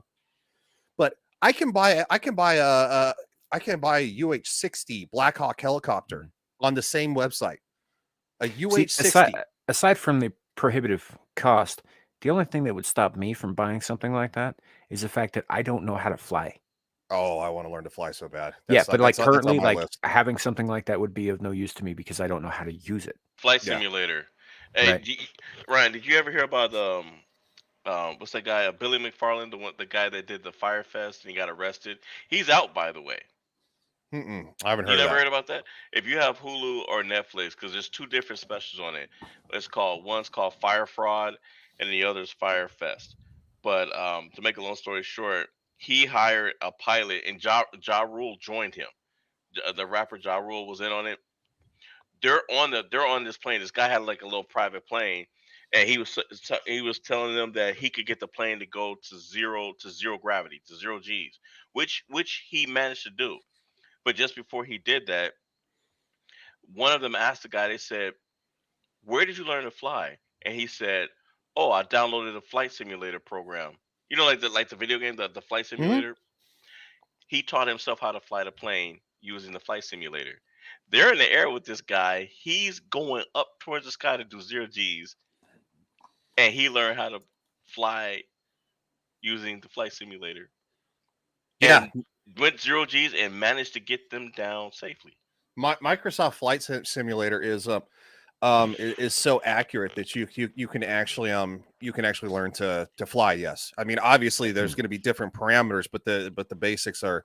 And yeah, I saw what Richard said.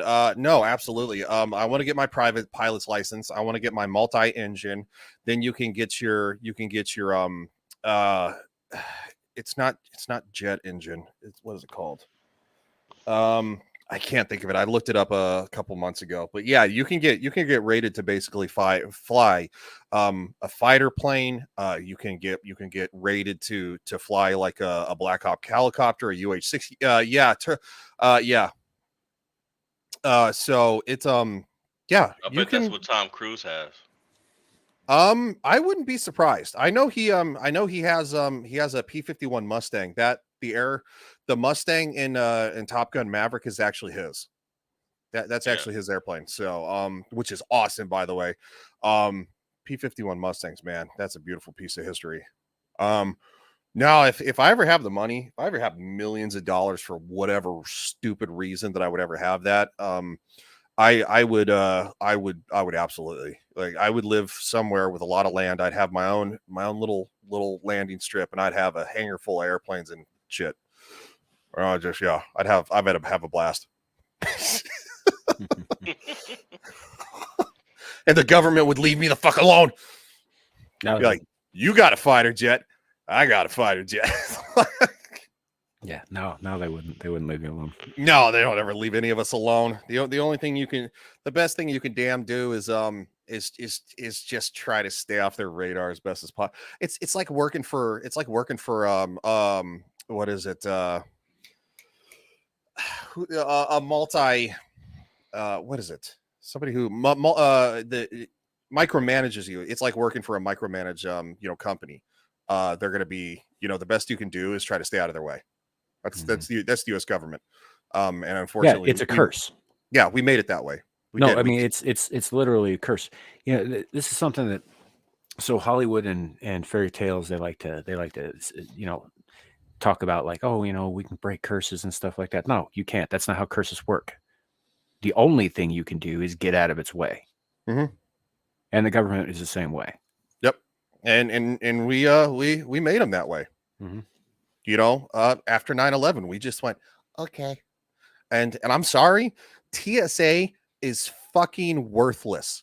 I hate those pieces of shit so much, and I don't blame the people that work there. But I should not have to take my goddamn computer out of my backpack and then put my backpack on the conveyor belt, put the computer in a separate bin, put my shoes and all my other crap in another bin, and then step on the thing, and they'd be like, can you go ahead and pull your drawers up for me a little bit? And I'm like, and then there was one time I came out of the machine, and the guy's like, what do you have in your crotch area? And I was like, my dick. I looked at him just like that.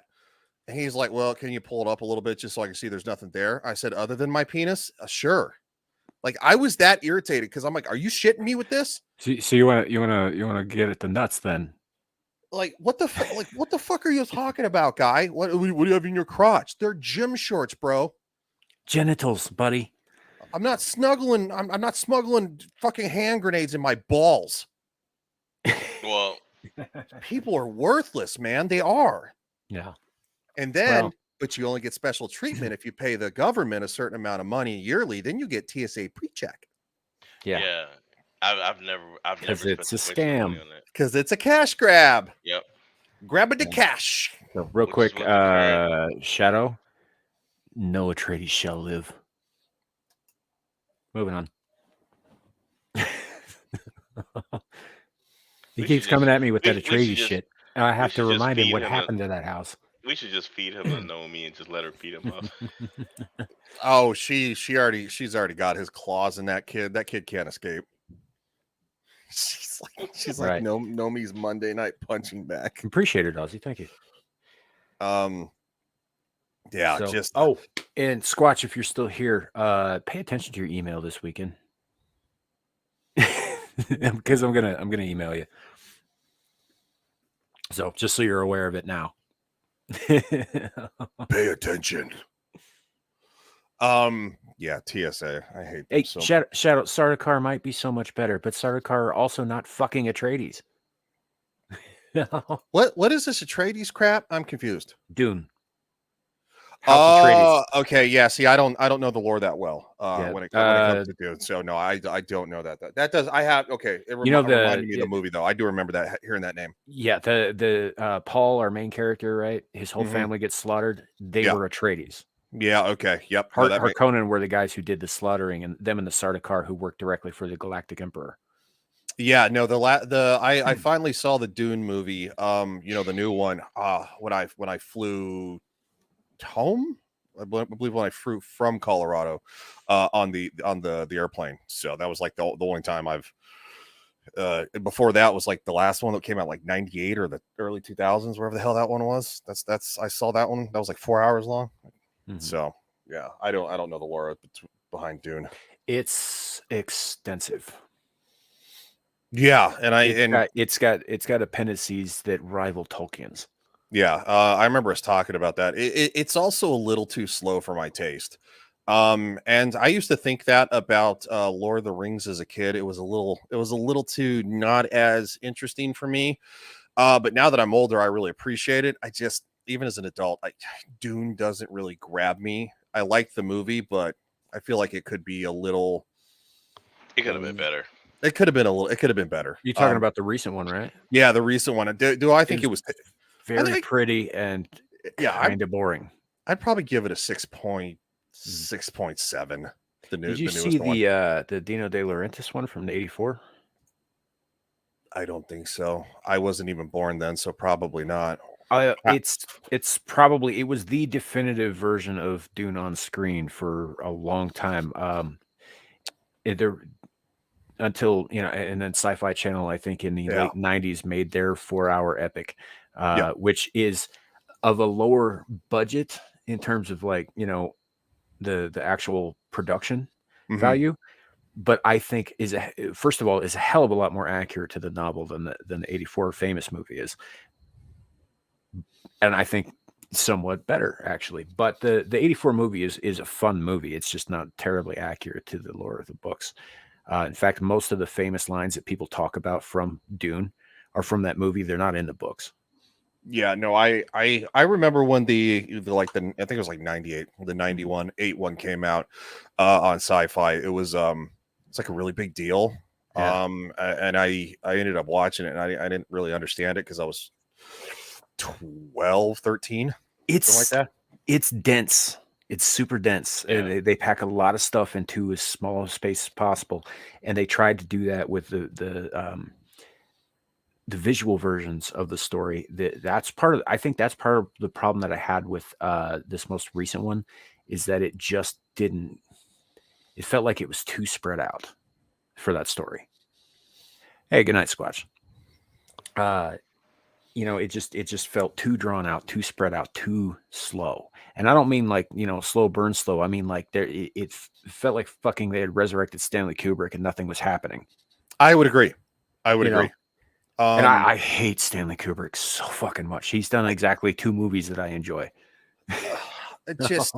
Y'all watching John Wick? Suka, I haven't seen it yet, but I did watch the new Scream. I watched the new Scream, and I've heard mixed reviews, so I don't know if I'm going to go see it or not. I'm excited about the Mario movie. Definitely. Yeah, I say go see it. Scream 6. It is good. It is good.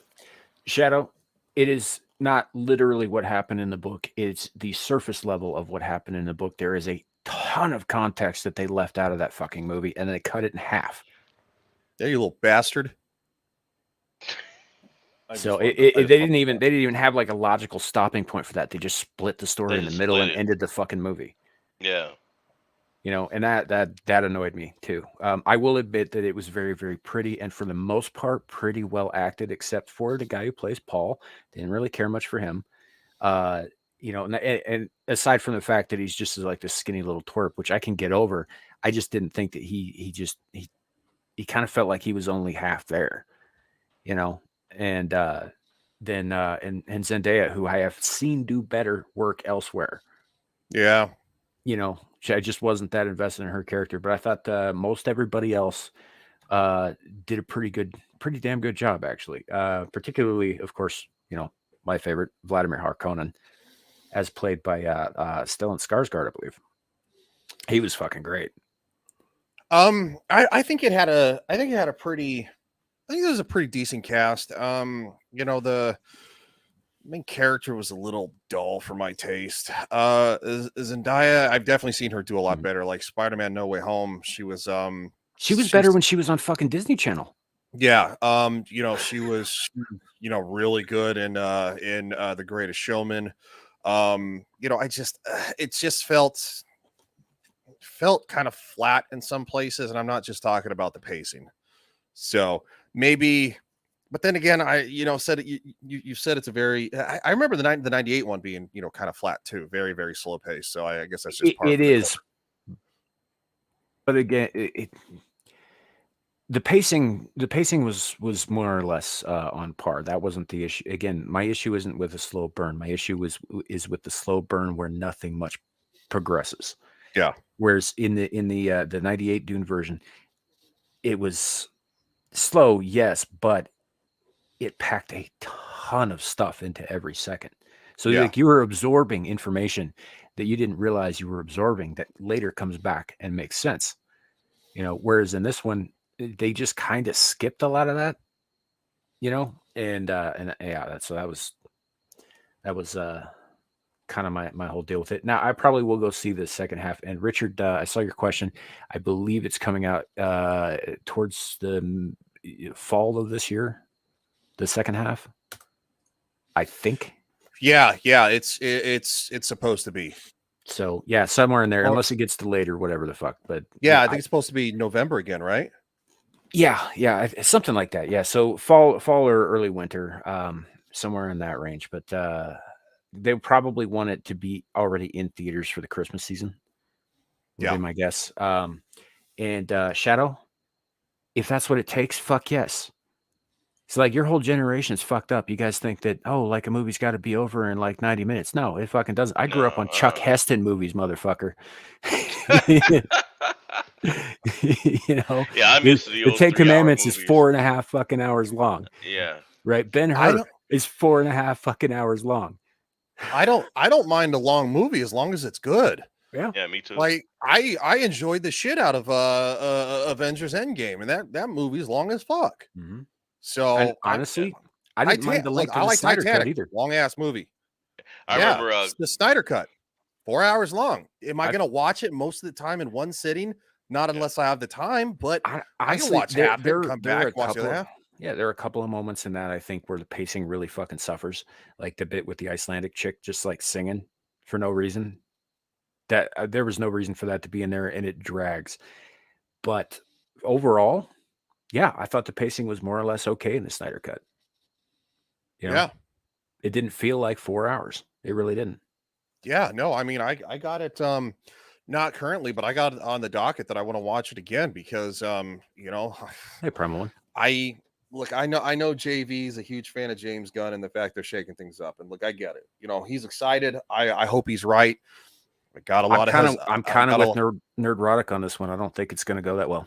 I don't think it is either. I have a lot of reservations, and you know, I think cutting Henry Cavill and Gal Gadot is just a bad idea, because They're still young.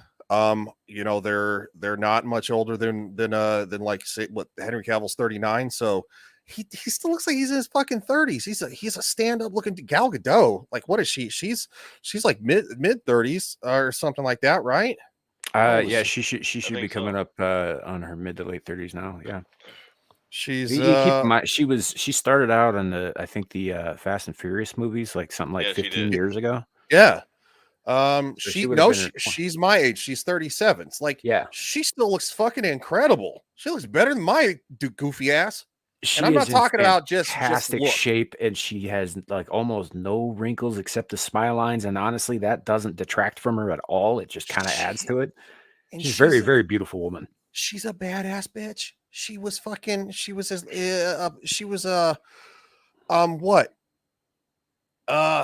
what? What was the she was a hand-to-hand combat instructor for Israeli military, yeah. Israeli military. Hand-to-hand combat. Mhm. And you cut her as Wonder Woman? Yeah. Are you drinking? Oh, so they did cut her. Yeah, she's done. She's done. That's, They haven't said she's done, but yeah, supposedly her appearance in Shazam Fury of the Gods, that's it. Oh, And is that the surprise cameo everybody was talking about? Because I yeah, wasn't paying that much attention. she wasn't even in it that long. I think she was in it for a total of like, I think it was like 90 seconds or some crap. I don't even think it was. Yeah, it wasn't long at all. so I was supposed to go see Fury of the Gods for a 97 cameo. No, 90-second cameo. I wouldn't. It's just honestly, this DC just picked one of Shazam's not a great character to get a sequel, frankly. And if they were going to do Black Adam before they did Shazam 2, they should have had Black Adam as the antagonist in Shazam 2. They also should have hired somebody other than The Rock, in my opinion. Well, and you know, and you see what's stupid. Sorry, What's stupid? No, I was just gonna say. You see, what's stupid too is that you know, Shazam and Black Adam, they go hand in hand, and supposedly The Rock wanted nothing to do with that. I don't know. I don't think we've seen any hard reports. I know there are reports coming from behind the scenes, but obviously that's all like hearsay. You know, it's kind of it's kind of like the whole Ezra Miller thing, saying that Ezra Miller, you know, is going to stay on. It's like, well, yeah, he's still going to stay on because they have to put his fucking movie out. And quite frankly, if it wasn't for the multiple Batmans in it, it's going to be a fucking piece of shit. Probably worse than Shazam, because Ezra Miller's a vile, disgusting excuse of a human being. Yeah. Primal one, yes, he does. Most of them are goofy. Mm-hmm. Yeah. Those comic books were kind of on the silly side for the most part with that character. Not all of them were. Black Adam is one that started out sort of he's like the evil clone or whatever, but he became a very complex and a horrifying character, actually. You know, and they really should have done more with that and leaned into that. But no, DC only has balls to go dark when it's Superman for some fucking reason. Well, I'll tell you what. I did an intervention on Sunday, right? So a buddy of mine is a pastor, and he invited my wife and I. He said, "Hey, check this out. You know, it's a surprise. I'm gonna rent out a theater for everybody. You got popcorn and everything. It's all you know. It's all on me. You guys are welcome to come. Da da da da. Right?" And I'm like, "Great. What movie?" You know, my wife goes, "What movie?" He says, "Flash." He says, "The Flash." The look on his face, he had no idea any of the stuff because of his schedule. He doesn't really get to watch the news a lot. Mm-hmm. He had no idea that Ezra Miller had done any of the stuff. He knew absolutely nothing. The look on his face when I told him, I said, "Can you imagine with you being a pastor, if See you a had shadow. rented that theater, out, and it was Night, for buddy. that movie?" Nah. But I was just like, can you imagine inviting people and people knowing what this guy did, and then them looking at you? Well, and it's also this too. It's you know, the media doesn't cover it because the media likes Ezra Miller because he checks all the boxes. So he can be one of the most vile human beings on the planet and they're not going to say anything. It also goes to speak a certain incident that happened on Monday. I looked around on the Facebook, and I say it that way because Facebook's dying, so it's basically a dying franchise. Yeah. There was nothing on Facebook about it anywhere. I saw one article, the Daily Wire, one article, and I'm the only one I know on Facebook that follows the Daily Wire. Yeah. Yeah. Richard, do you not know who Ezra Miller is, or are you asking like why is he famous? Because on the one hand, like I'm with you on that, brother. Why is he famous? I know why. It's because he got Weinsteined around Hollywood until he couldn't walk straight. But He sucks a lot of dick. Yeah, that boy was abused badly. Mm-hmm. Well, no different than, in my opinion, Dylan Mulvaney. There's early reports of him as a teenager doing drag on stage with a bunch of weirdos. Okay, I see. You don't know who he is. Okay, so he is the guy. He's the kid who plays the Flash in the Snyder movies. Yep. He plays Barry Allen in those movies. He's been in other things. There was a movie a while back that I think was probably more typecasting than it was him acting, called We Need to Talk About Kevin, which was about a psychotic boy. And then he was in what was that horrific Amy Schumer movie, Trainwreck or something? Yeah, I think so. He was in that as an underage dude who was, basically having sex with Amy Schumer. That was the whole thing. That's bad enough right there. Yeah, and there were nipple clamps. It was a bad fucking movie. I hate that movie. Anyway, so he's been in some things. But he is also, because he's so messed up in the head. And I think that some of this was probably already there to begin with. And some of it was probably as a result of his being so abused by Hollywood, allegedly. He has been caught numerous times on camera committing various crimes. He's also been chased after with evidence by authorities for committing other crimes that are actually worse. And he is not seen more than a couple of hours of jail time for any of this stuff. He's never been to court for any of it, as far as I know, and he is continued to be protected by his masters at Warner Brothers because they need to push this movie out, because otherwise they're going to lose a fuckload of money. There's probably more to it than that, but basically that's who Ezra Miller is. Now, once that movie comes out, who knows what'll happen? But seeing as how I'm hearing, I was reading that after Amber Heard, after the whole thing with her, and they were supposed to cut all of her footage down to almost nothing. So I think it was just like a minute or two. They did a screening, and people went and came out and said that she was in the entire movie. Mm-hmm.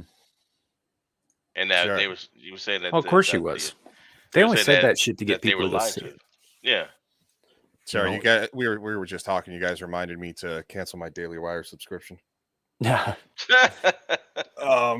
Well, because it's going to be renewing the mid next month. Which, don't get me wrong, I love a lot of what Daily Wire's done, but kind of soured me a little bit on the whole blue checkmark thing when Jeremy Boring came out and put his foot in his mouth. Now they've done a lot of great stuff since then, but they also put me off a little bit with some of their whole pop culture doesn't matter, and I think that's a big part of it. Yeah.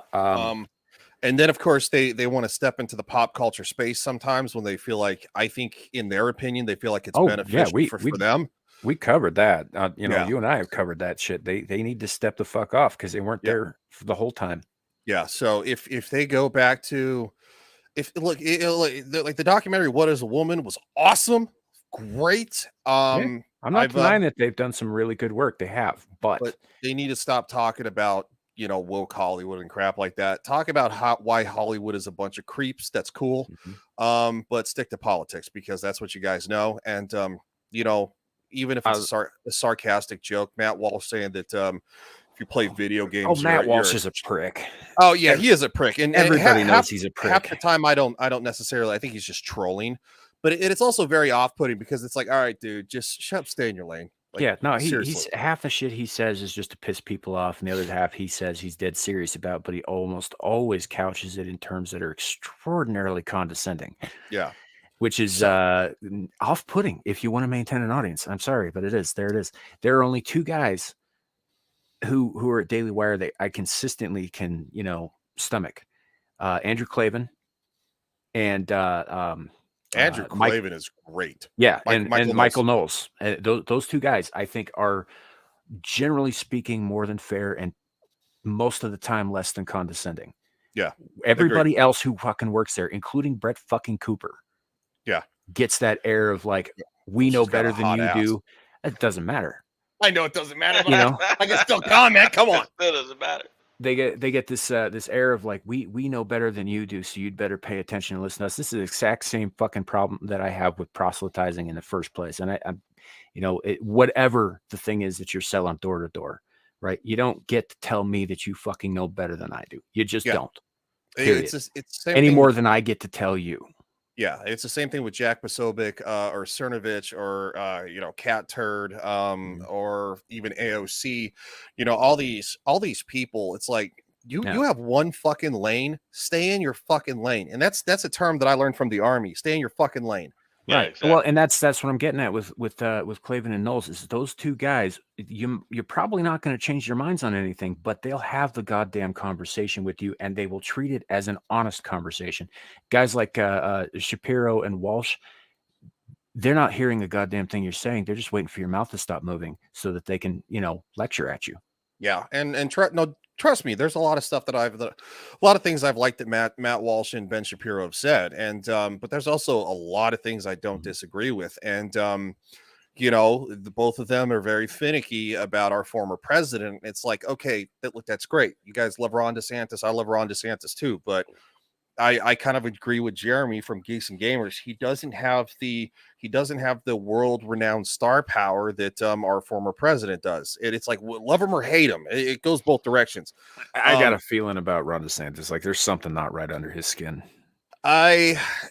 He's always had ties to the establishment. He has, and it wasn't until all this COVID nonsense came out that he was like that. He kind of, I think he shut down the state of Florida for like 3 months, but it was like summer 2020, and then was it 2020? Anyway, it was just like 3 months. It was like June to like August or something like that. And then, of course, he lifted all that crap because I think he read the writing on the wall of like, hey, people aren't down with this.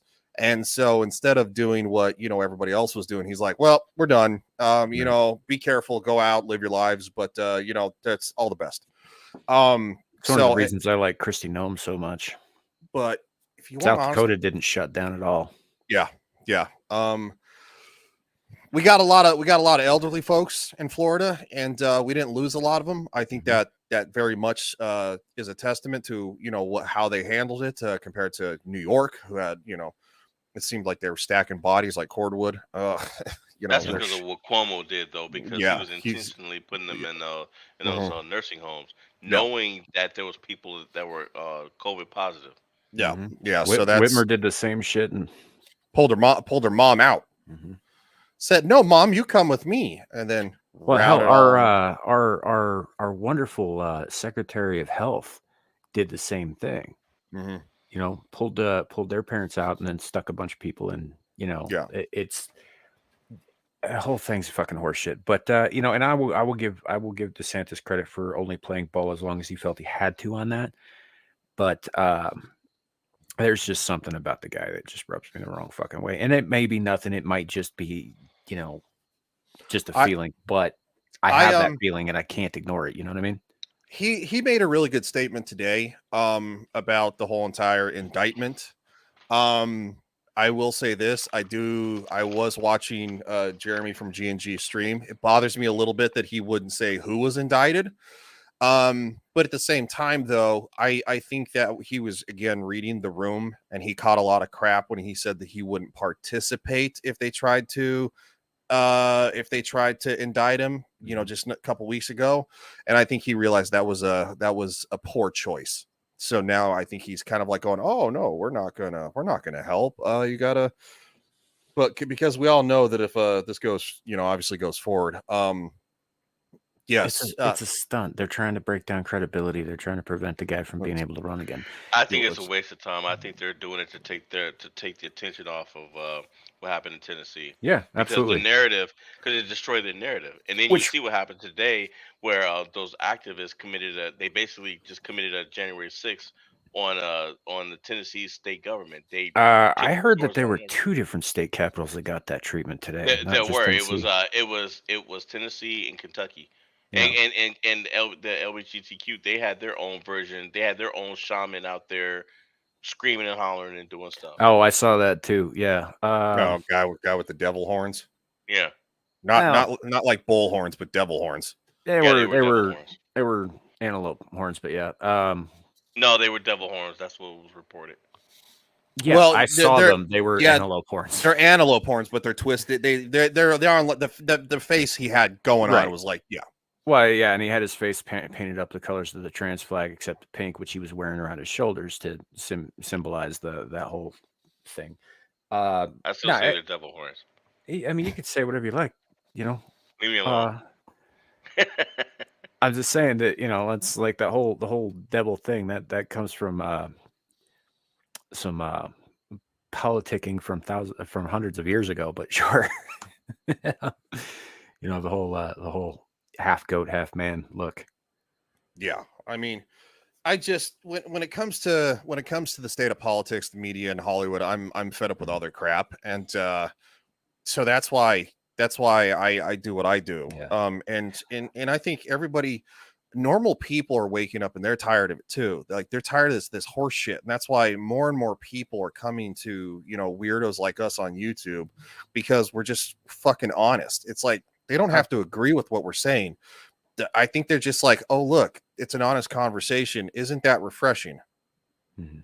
And I did. I got into a little bit of a tiff with a guy on Twitter beforehand, but you know what? We both realized like, hey, I think everybody's kind of like pissed off what happened recently. We all want to make sure kids are safe, and maybe we need to go about it a better way than letting politicians just grandstand like they always like to do. And it was cool. It was cool to see, because he may not agree with me and I don't agree with him, but at least we could find some goddamn common ground. And if we could do that more and more, and I think social media is one of the big problems of that. If I were to walk up to you and say, hey, you're you guy, whatever your ethnicity is, or Larry, fuck you, you fucking what, bad word, I risk getting punched in the face. Yeah, and Correct? deservedly so. Exactly. Deservedly so. And you earn that punch in the face. It doesn't just what? happen. And it used to be in the 90s, if you were that guy, nobody's going to be there with a camcorder and be like, I'm calling the police. And it's like, because, and also at the same time, if you're the person who said something stupid, you might go, you know what? And this is coming from something Bill Burr said, you know what? I was kind of being a dick back there. I probably deserve that. A little bit of self-fucking growth, right? Right. Yeah. And actually, Bo reminds me, or Ozzy reminds me of something here that I should probably say, just because it's being shut down elsewhere. Right. And he's saying it himself in the chat. I'm going to say it out loud. Be careful, folks, this weekend, especially, but in general, be careful, especially if you live in a major city, especially if you lived in a particularly blue city or a blue state. Just be fucking careful. Guard yourselves, guard your loved ones. Don't go out of your way to start shit, but be ready if it comes your way, because there have been a number of things. All right, I'm just going to say it. This whole Trans Day of Vengeance thing that's supposed to happen on Saturday, right? This may or may not have anything actually come of it. Who knows? But better safe than sorry. Be super aware of your surroundings this weekend, please. Because just like the summer of love, had the summer of love been handled very differently, we wouldn't be dealing with the shit we're dealing with now, because you have these fucking these adult children. Yeah, I'd say get out of the cities this weekend if you can. Yeah. Just go on a vacation, go take a drive with your kids or whatever, get away from the cities. Or don't go to populated area, very, very dense areas. Mhm. Don't go to the mall, don't go to the movies. You know, shops sparingly. Yeah. Yeah. So and all that, just folks, just be careful. I don't And know. if you I and if can't you say it more explicitly than that on YouTube. yeah. Be careful.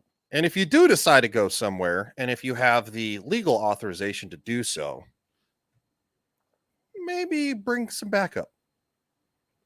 Yeah, and don't go like one of the worst things that people can do right now is counter protest, because that's not going to look like a counter protest to No, any other faction that may or may not be out in force. It's going to look like the enemy, and it's only going to spark only things gonna. that I promise you do not want.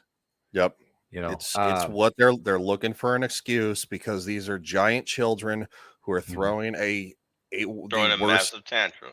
Yeah. a massive tantrum, who quite frankly are at this point are so psycho and hopped up on the depressants and crap that they're capable of anything. Yeah, But at the same time too, though, I don't think we should just lay down and just let them start destroying stuff either. No, They but start destroying stuff. That's it. if they're doing this shit in the cities, the cops need to do their fucking jobs. yeah, and that's also been politicized too. So like, You you know? know, obviously in Tennessee, the cops did their job very, very well. And so, you know, that's the way it needs to be handled. Yeah. If situations are going to go south like that. Yeah. So, So I'll be right back. but that's all I'm going to say on the subject tonight. Just be careful, be on your guard. Don't go looking for trouble, lest it find you.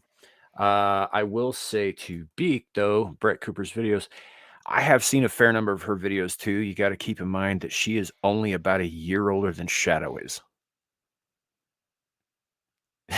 So, she she says a lot of the right things and all that stuff, and she says it with that surety of youth that only the youthful are that confident in anything.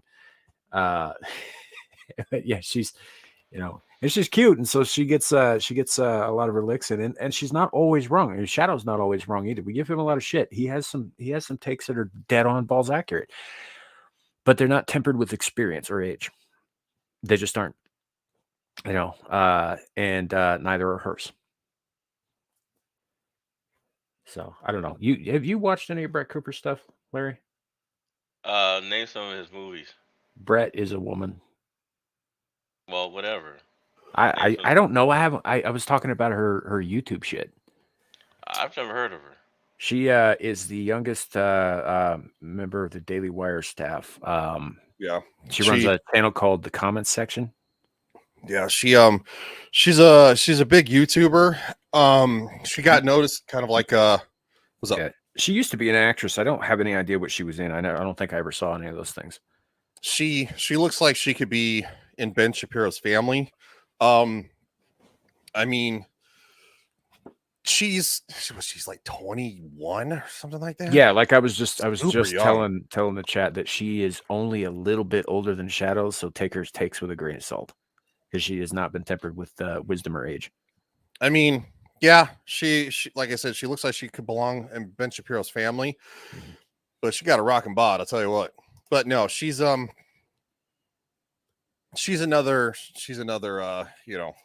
cultural news commentator. She doesn't really focus on any pop culture stuff, which is fine. Everybody's got their stuff. Yeah, their niche. Problem one, I'm not saying that she's full of shit. I don't even think the guys on the Daily Wire are necessarily full of shit. I just think they're dicks about it. And I get that same kind of presentation from her. She's not leaning into it as hard as, like, say, Matt Walsh and Jeremy Boring do, but it's there. It's that undercurrent of condescension and superiority, and I don't like that. It comes from a place of being rigid in your beliefs, and she was probably raised with parents that had rigid beliefs. I was raised in a very, very Baptist family. My uncle, he was the pastor of our church for many, many years. Came with a lot of rigidness, and it's probably one reason that I've had a lot of even though I do I do consider myself a Christian and somebody who believes in faith. It's kind of like when I push back to like, because I've heard the nonsense was like, well, God wants you to come to church every weekend. Well, that's not written anywhere. Like you're saying stuff, you're making shit up. And my uncle didn't say this, but I heard somebody associated with another, and it was just like, no, it's not written anywhere, guys. Sorry. And so, yeah, that's why I know, Samuel, you're an atheist, but I never said agnostic. Is that what it is? No. I'm a pagan.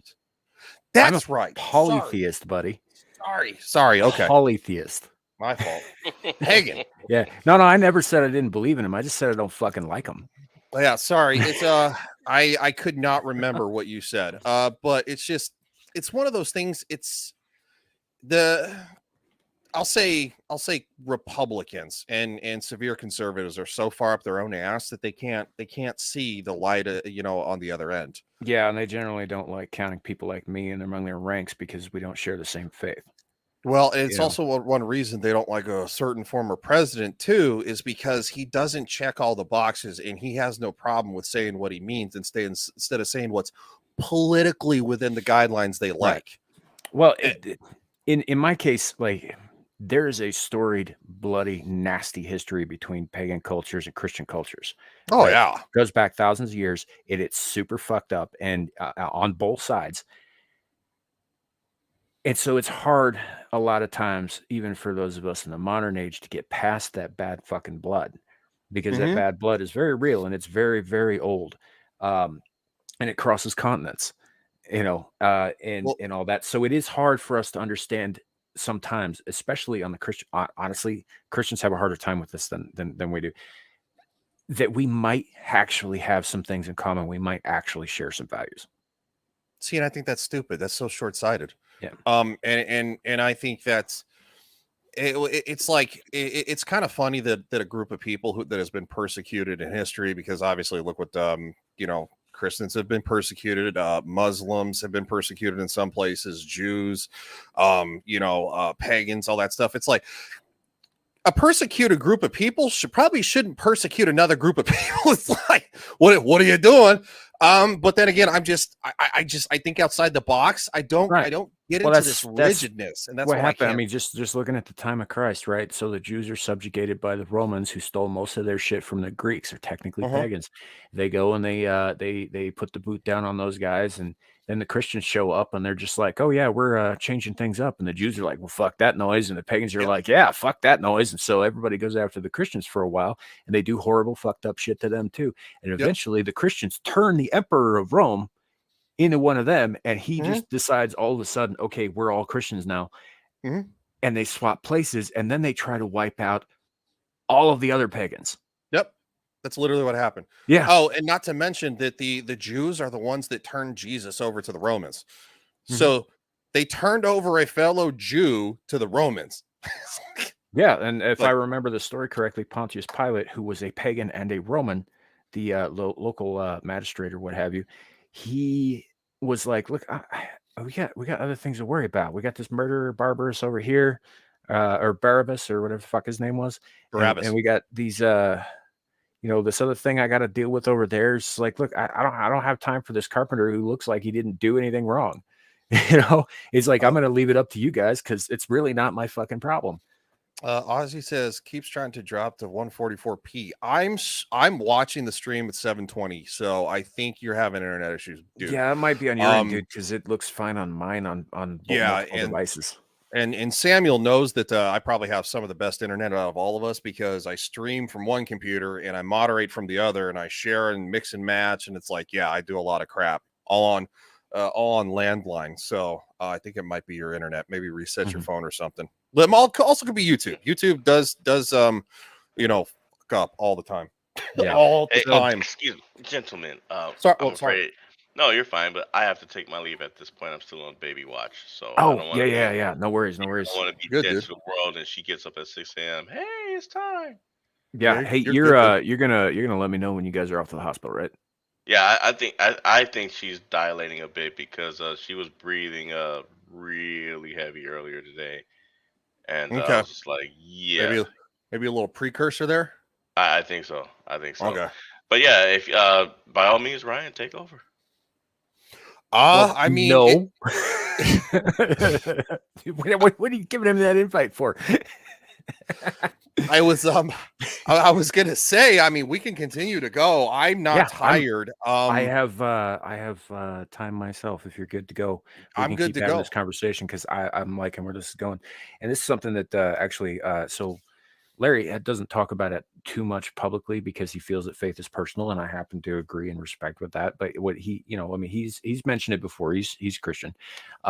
He's one of the ones that I don't generally have an issue with because he will actually have the conversation with you, and it's like, oh, look, we do have these things over here in common. But a lot of the conservatives and the I'm not going to say Republicans because I think the Republicans are a bunch of fucking horseshit liars, but the conservatives in this country, they hear pagan or heathen or anything, like that. Their mind goes one of two ways. Automatically, it just files them in the atheist slot, which is not the same thing. No, it's not. Right. Or there's all that bad blood that wells up and they're just like, oh, no, these guys are evil. They must be evil. So we can't, they worship evil things. And it goes both ways. Honestly, it does go both ways because that same shit happens sometimes when I meet a new person. I get those feelings too when it comes up in conversation. I try to stamp them down because I'm older and wiser than I was in my youth. When I was young, I would make an issue of it. Nowadays, I try not to, but it can be hard for the two groups of faiths who share the common core values, right? The family, nation. These are the important things. I want small government. I am in favor of abolishing the IRS. Like, I have so much in fucking common with these people that even if we end up going our separate ways down the road, I think it behooves us now to ally. And I use the word ally in the truest sense here because it is a war. And you see what's actually become really fucking retarded lately is that the diversity of this nation was founded on the fact of it's what makes us strong. Good night, Richard. And now they've flip-flopped it to if you're not one of us, if you don't identify with certain identity politics, then you're the bad guy, you're the problem. And it's like, hold up, I thought we were about unity. That's what the Statue of Liberty is about. It's what the Declaration of Independence and the U.S. Constitution. This is all founding the fact that is that all men and means mankind. Yes, it meant men at the time, but it's been extended to mankind is equal in the eyes of God. Did we have some problems with that in the beginning? Sure. The rest of the world had a lot of fucking problems at the same time with the same thing. So badgering the United States about it in today's world is fucking asinine because you're just looking for most likely I'm more special than you. And that's a problem because none of us are more special than any of us. Well, and here's the thing, Ryan, too, is like something else that a lot of guys on the non-Christian side, especially the atheists, they love fucking pulling this shit. They like to say that we are not a Christian country. And I would argue that while freedom of religion applies to everyone, right? I absolutely believe that it applies to everyone. This country was in fact founded on Judeo-Christian values. It was by people who held those values dear. I'm not blind to that. And I happen to agree with a lot of them.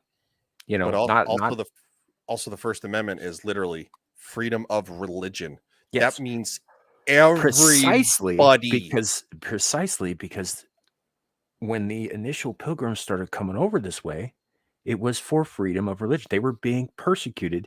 And by persecuted, I don't mean like people were picking on them on fucking social media. They were being tarred and feathered. They were being staked out in fucking town squares. They were being beaten, You said social media. Yeah. I'm sorry. That was funny. But I mean, they knew what persecution actually fucking meant. Legitimately. You know what happens when you tar and feather somebody? If you don't get that shit off right away, the skin's coming with it. And there's a solid there's a high probability you're going to die. Yeah. So it's like either that or you can just leave the stuff on, but your skin won't breathe, and that's bad too.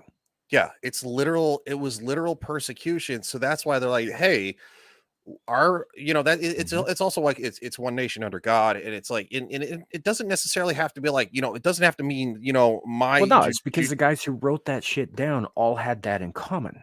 Yeah, but at the same time, though, there are different gods in this world, and most every country and people from all walks of life, no matter the region, believe in some type of god or gods, and it easily can represent all of us. And that honestly is why I think that they included it as a blanket statement as agreed freedom of religious expression. Agreed. Because they knew that if by saying, give us you're tired, you're poor, and you're hungry, right? They were inviting people from all over the world, most of whom did not see things the same way. Yep. They were saying, hey, you come here, you have you have these freedoms here. Now you got to abide by certain rules, the same rules that we all abide by. Yeah. Like, rule of law, this is right, this is wrong, that kind of thing. But as long as you stay within those parameters, all of these freedoms that you cannot have anywhere else on the fucking planet, even today, you can have here. As many problems as we have, you don't see people getting arrested here for offending somebody on Twitter. Like just a couple of people within the past couple of months in the UK, they're like, well, you offended somebody on Twitter, and they were really, and it's just like you caused them trauma, and it's like, how did I cause them trauma? Like, because their feelings were hurt. Like, it's not like I beat them with a baseball bat. I didn't run them over with a car. What the hell are you talking about? And it's like this guy gets arrested, and like he's a UK veteran too, and he's like, what? And he's just like, they're filming it because it's like, yeah, this is crazy.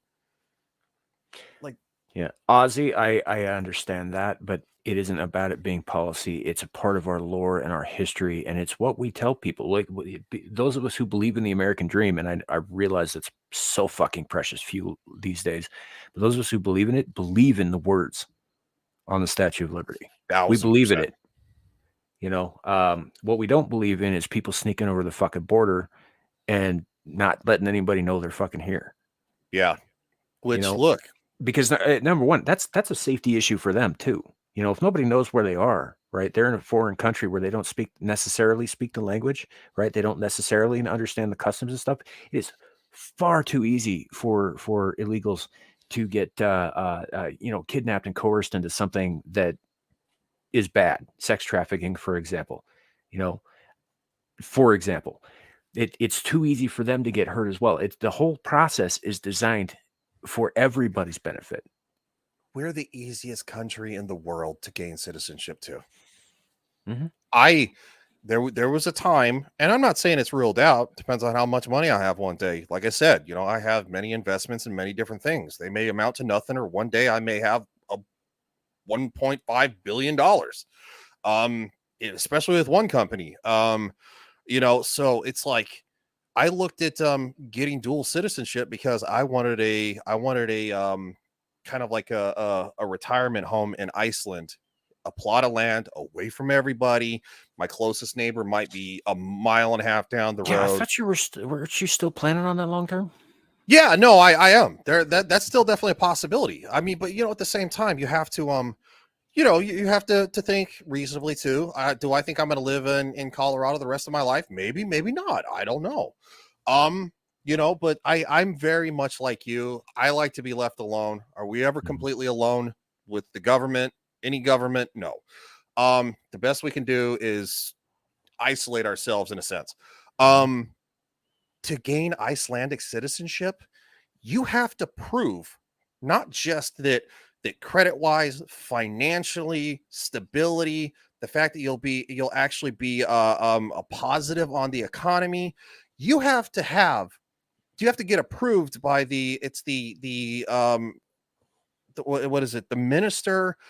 minister of like foreign affairs. You have to get approved by the Minister of Foreign Affairs of Iceland.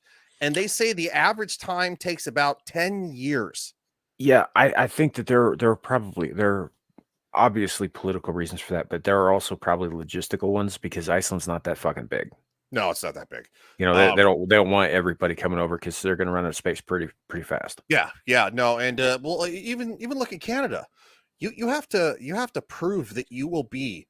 It's easier to get citizenship in the United States than it is Canada. And and I love the fact that, all these fucking people are like, going, well, we just be like Canada. And it's like, have you tried to gain citizenship to Canada? Have you read the requirements? Because you have to prove that you're not a financial burden. You have to prove that you're in good standing on your credit. You have to prove that you're financially sound, and you will be an addition to the economy, not a subtraction. We don't do that here. There's like, oh, people coming in for a new life. And it's like, did they prove they're not going to be on welfare one day in California? No, because California is just like, welfare for all. Shoot the money out. Like it's nonsense, man. This is the greatest country in the fucking earth, but we're also treated the worst in the sense of we should take everybody in because everybody else in the world knows we're the greatest country on this earth. Because we fucking allow it. And we allow it. You know, we allow it. And I'm not saying that we should shut down immigration. I don't think so. Let me qualify that. Yes, there's a large part of me that thinks that we should just cut ties with the rest of the entire fucking world. To hell with them all. There's a large part of me that argues in favor of the isolation. We do not need them. We have everything within the borders of the lower 48 to keep us going nearly indefinitely that we need. Mm-hmm. The only real obstacle to that is generations of lazy ass fucking kids who, don't know what it means to strive. Yeah. But that can change. That can change out of necessity, in my opinion. And, however, as long as we are to be a beacon of light on the hill, as long as we are to call ourselves that, even if we aren't actually behaving like that, I think that legal immigration should remain open. 1,000% agree. We have space for people here. People don't understand how big the United States is, particularly the Western United States. Oh, There's yeah. so much space. We could accommodate easily 5 times what our current population is, and still have enough to go around. Absolutely. So I'm not like we could go up to over 1 billion people here, and we'd be fine. Yes, the United States is fucking huge. The United States is the size of Europe. So I love when people compare, like, the murder rate to the United States of like a single European country, and I'm like, hold up.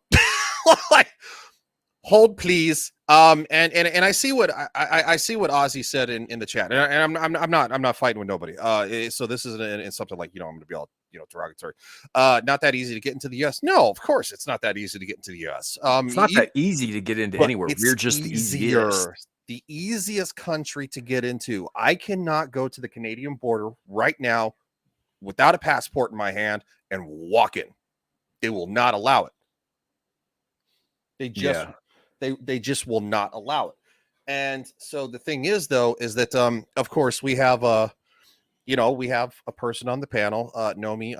She's probably gone to bed by now. But she's going to be on the show tomorrow night on Friday Night's Royal Rumble. She'll most likely be here on Saturday night. Her parents immigrated from the southern border, and they did it legally.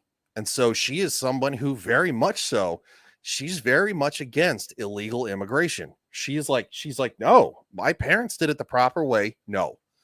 And she's one of the coolest, nicest people you can talk to. She's funny as fuck.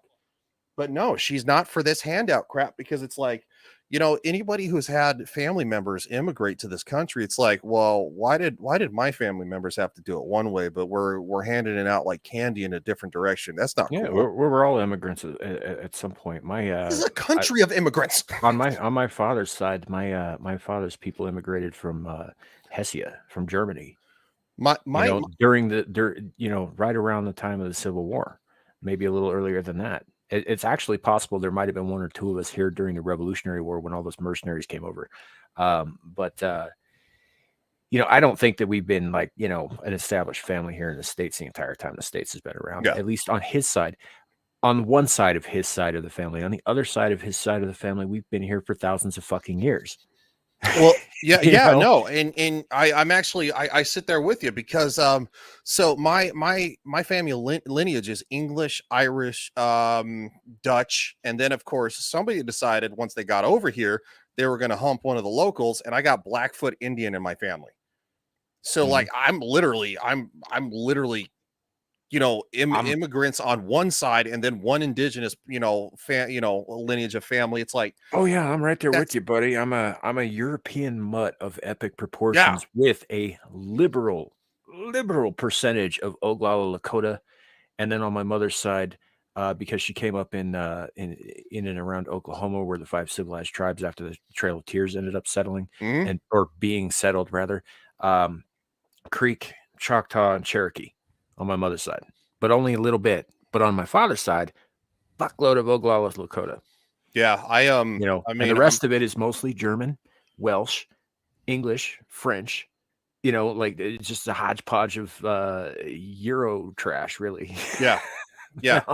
know? I want to do one of those like 23andMe things. And I know some people are like, oh my God, I don't want the government to have my DNA. It's like, well, I was in the It's not the military. government that gets it, buddy. It's Yeah, Soros.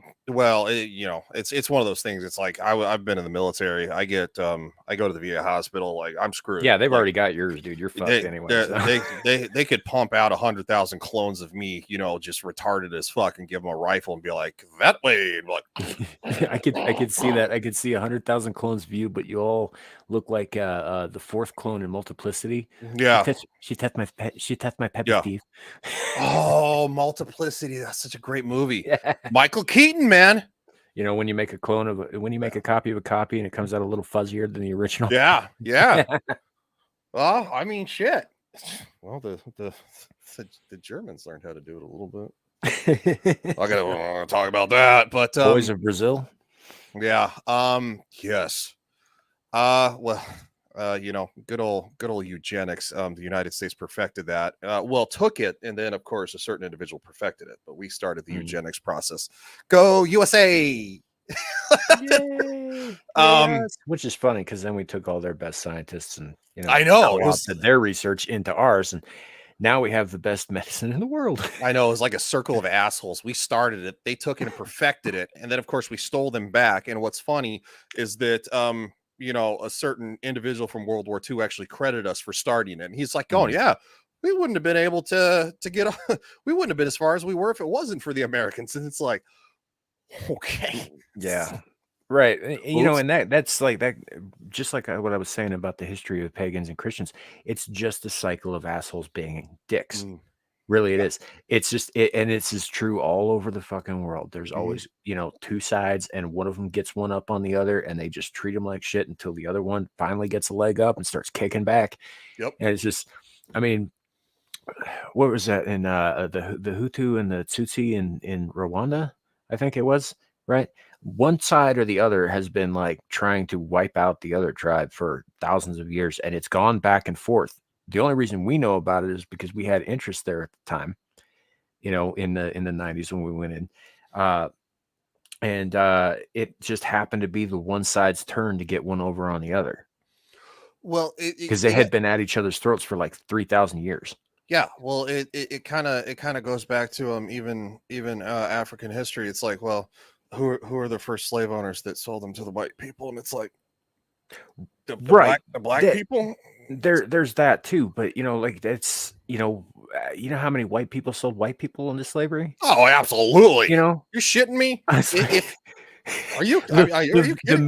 the word itself lent its name to an entire genus of people. Yeah, slaves. It comes from Slavic. Yeah, Bro, yeah, it does. That's where the word comes from. bro. Which is interesting actually, because this is a little bit of a side note here, and I might have mentioned this to you before, but the word robot, as we understand it, comes from a Czechoslovakian word. I want to say robotnik, which means slave. I didn't know that. Yeah, that wouldn't surprise me. I think it's a Czech word. I could be wrong about the specific Eastern European language, but yeah, I think it's a Czech word. Well, you know what's funny is that everybody wants to cry. It's like, hey guys, we came over here and we killed all the. And I know they call them indigenous people. I prefer Native Americans. It's like fine because they're on the continent of America and they were relatively native when we got. They were natives when we got here, but there were other natives before then. So that's neither here nor there. They're like, oh, we slaughtered all the Native Americans, and it's like they were slaughtering each other before that. It's almost like human beings kind of like to beat the shit out of each other and take what they have. It's like, I have a bigger stick than you. I'm going to take what you have because you can't stop me because of my bigger stick. And then it turned in, I have a gun. And it's still a stick. It just shoots shit out of the end of it. Yeah. It's still a goddamn stick. I don't care what a better stick. Yeah. It's just a better fucking stick. It's like we're always it's like no different than people in cheating on their spouses. It's like you get some fucking piranha that comes and be like, well, I want her, she's hot, and it's like if you got a piece of shit fucking wife who's willing to fucking fuck you around, guess what?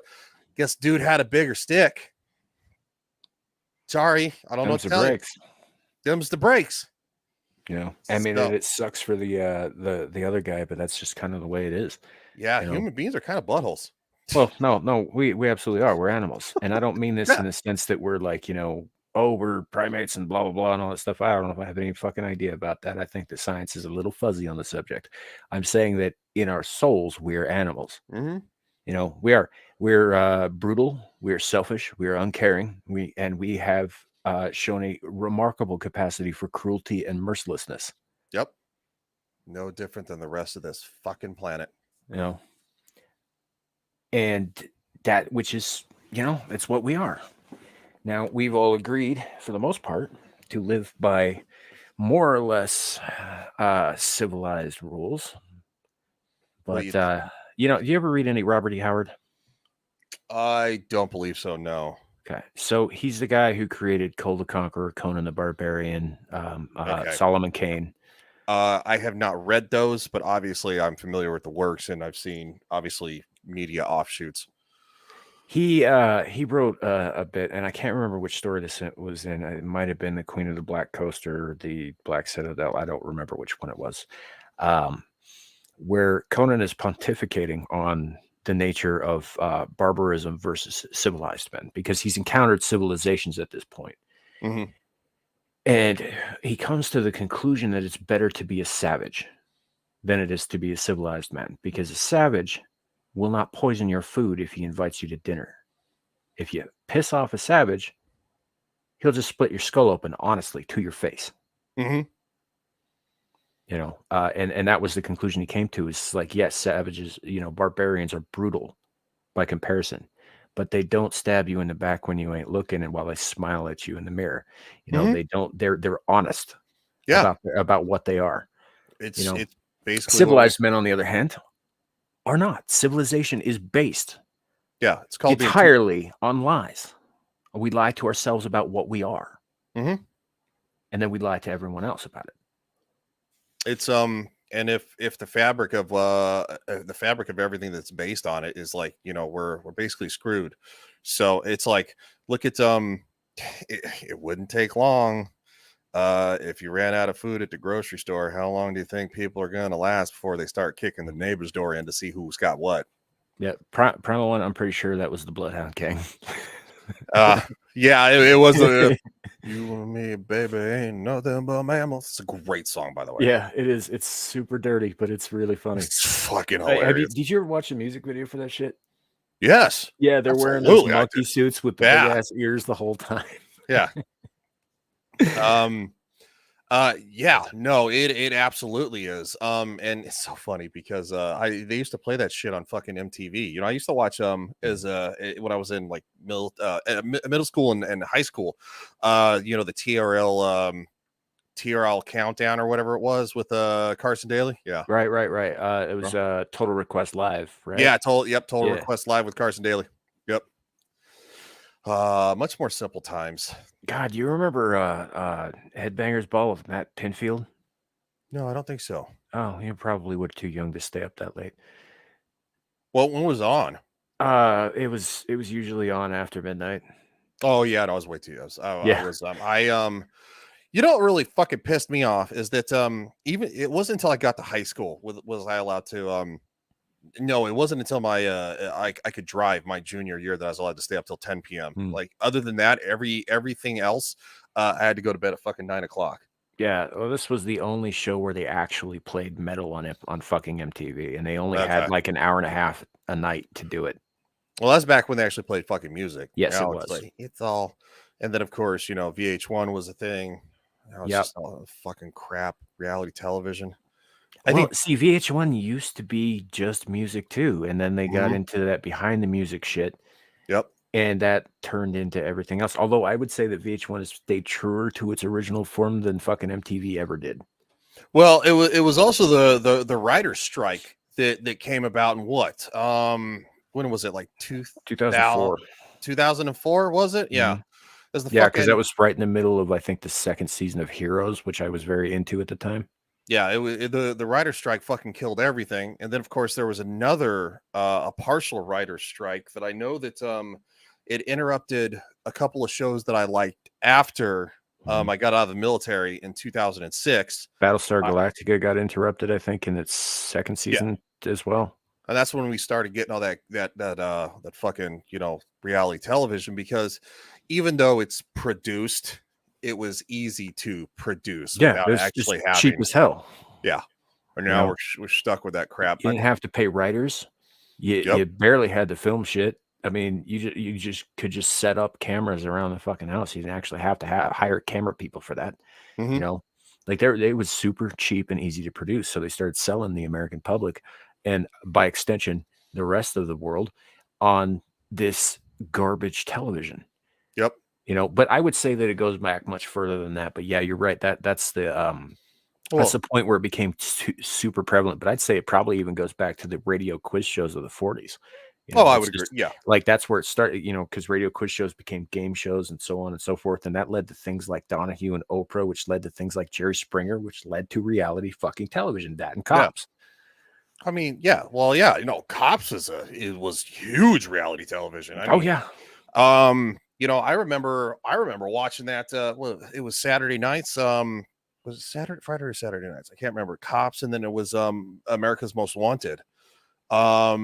Yeah, that shit was super prevalent. Mhm. My dad Actually, loved America's Cops.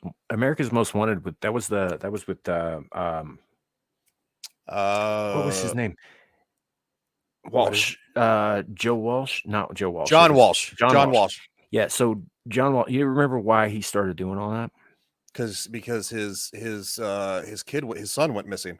Yeah, and it was never found. And he wanted to make sure that it would never happen to another family. So he started something. America's Most Wanted was actually a good thing in the history of television. It was about a man who was trying to do right, not just by his son's memory, but by every other fucking parent out there. It was a fantastic thing, and it ran for a long time. I don't know if it's still on, but no, he produced it himself. And he was the one who made sure that shit aired every week, and he made sure he caught a lot of motherfuckers. Oh, he caught a shitload of fucking people. And that people was on the FBI's most wanted list. Yeah, and he did good work. That was the actions of a real stand-up citizen. Yeah. Especially someone who could have given in to despair, and he chose not to do that. I was heavily influenced by from my parents watching Cops, America's Most Wanted, Unsolved Mysteries, all that shit. I think that's probably one reason that I grew up and I wanted to be. Oh, fucking Robert Stack on Unsolved Mysteries, man. That was a great show too. You can actually you can watch the reruns on. I'm not a huge Amazon fan, but they have it on Amazon Prime. Yeah, that was a great show. There was a lot of cool stuff. Actually, I'm pretty sure that Robert Stack is the reason I like Unsolved Mysteries was around the same time period, but I'm pretty sure that show is the reason I got so heavily into the X-Files. Yes, I was a massive X-Files. Oh, did you hear that they're going to be redoing the X-Files? Yeah, I heard. With Ryan Coogler. I heard. From who did Black Panther. I know who he is. I heard. I don't care. I don't care. That shit's dead on fucking arrival. Do it, you fucking retards. It's whatever. Honestly, they shouldn't have done the last 2 fucking seasons either, or the 2 before that. They should have quit at season 7. They should have. Yeah. I'll Yeah. say this though. All the seasons we got, including the movies, still hold up so much better than any. I like the movies, both of them. I like the movies too. Well, I You know, remember when the second movie came out, I was super excited because it was the X-Files ended in 2003 yeah, and it came out in 2009, 2008, yes, 2009, something like that. yeah, because it was a separate thing. It was after Yeah. all the events of season 9 of the X-Files. Yeah. Well after. Um, you know, because Scully and Mulder had moved on with their lives or what have you, Yeah. and then they get pulled back in, kind of shit. It was 2008 because when they filmed, Bush was still president, and I remember like when they walk into the FBI building after not being FBI agents for a long time, it had Bush's silhouette, and it like played the X-Files music, because obviously Bush is a weirdo, probably a little fucking nuts too, Yeah. but yeah, no, that was high quality fucking television. It was, it really was, and I I don't understand why are they going to reboot it? Chris Carter himself said this, and he's on board with this. He's the one who's been talking to Coogler. I know, and I But don't understand. He had to have gotten a paycheck. I think, well, of course he did. You know, He had to have got a big fucking paycheck, and here's the thing. He made this point while he was talking about Ryan Coogler taking over this thing. He said, I mean, he's got his work cut out for him because we covered so much crime, and he's right. They've already covered damn near everything in the original X-Files. What the fuck is this guy gonna do? They're just gonna be remake it with the same shit. They're just gonna race swap everybody. But that was part of the appeal of the original series, was that you did not know what you were getting week to week. No, it was an incredible fucking show. There's no way, like, you know that saying, the Simpsons did it first. The X-Files did most of it before the Simpsons did. Mm-hmm. You know, and I'm sorry, there's a reason that almost every like mystery box fucking sci-fi what have you TV show is a derivative of the fucking X-Files. It's because they did everything first. There are no other stories to tell. Well, somebody tried to say, the Stranger Things is kind of like, the X-Files reborn, and I was like, it's no, really not. No, it's not. No, it's I like most of it, but it's not the X-Files. Well, look at the show Bones on Fox Network. Huge hit with David Boreanaz and Emily Deschanel. Yeah. My mother's a big fan. I love that show too, and they compared the chemistry of the two actors to Mulder and Scully. They said they have incredible chemistry, like David Duchovny and Gillian Anderson had. I'd say that's fair. I think that's very fair, and that's part of what makes up a show so good. I would say that's actually fair, and I'd say that a lot of their plot lines are very similar to X-Files because they got to figure out how people died or whatever. Mm-hmm. No, they just take the supernatural aspect out of it, and it's Mm-hmm. very grounded in like science. And X-Files was always like, how can we ground this in reality kind of thing. But some of that shit was a little unexplainable. Yeah, it's never unexplainable in Bones, but I'd say that they probably were, if there was a love letter or an homage to the X-Files, I'd say Bones was probably the closest anyone ever got. I would agree with that. And no, and I'm a huge fan of I was a huge fan of that show too. You just don't get character interactions like that anymore. You don't get actors are not actors anymore. They're not honing a craft. Mm-hmm. They're hired activists. That's all they are. They're say the line the way we want you to say it. Say this, say that. And it's like, it's even, I think that's even, gone from, you see the press tour for Endgame. I don't feel like Chris Hemsworth was reading a script, but of course you get Brie Larson who hits all the fucking talking points, and I'm like, somebody told her to say this crap. Yeah. Ozzy, I missed this earlier when we were talking about America's Most Wanted, but that's absolutely right. Adam Walsh was the name of the boy. Yeah. Yep. All right. Yeah. Not John Walsh is a goddamn American hero, if you ask me. Yep. Agreed. So, but that's Bones was some good stuff for the most part. I didn't watch the whole series all the way through. Like I said, my mother was a big fan, so I caught episodes whenever I was visiting with her and they were on, kind of thing. But I liked the characters and the chemistry and all that stuff. I would say that most of the characters on that show were pretty damn well written. I would agree. Oh, very much agree. And I have seen the whole entire series. I actually own all the physical copies back when, owning physical media was a thing, and now everything's just streamed. But the way they're changing crap and rewriting shit in and out like Disney likes to do, and putting trigger warnings, like, I'm glad I own physical media. Ozzy, I gotta say, if you think that South Park is only toilet humor, then I don't think you fully understand what that show is. Yes, there's a bunch of it, but that is not what the show is. Yeah, no, It's extremely pointed and razor-like satire. Yep. Yeah. And it runs very deep into pop culture and politics, and it just clowns everything. Mhm. Like one of my one of my favorite things is Al Gore, Man Bear Pig. But probably one of my absolute favorites is probably Sexual Harassment Panda. Yeah, that was good. Sexual Harassment Panda. Sexual Harassment Panda.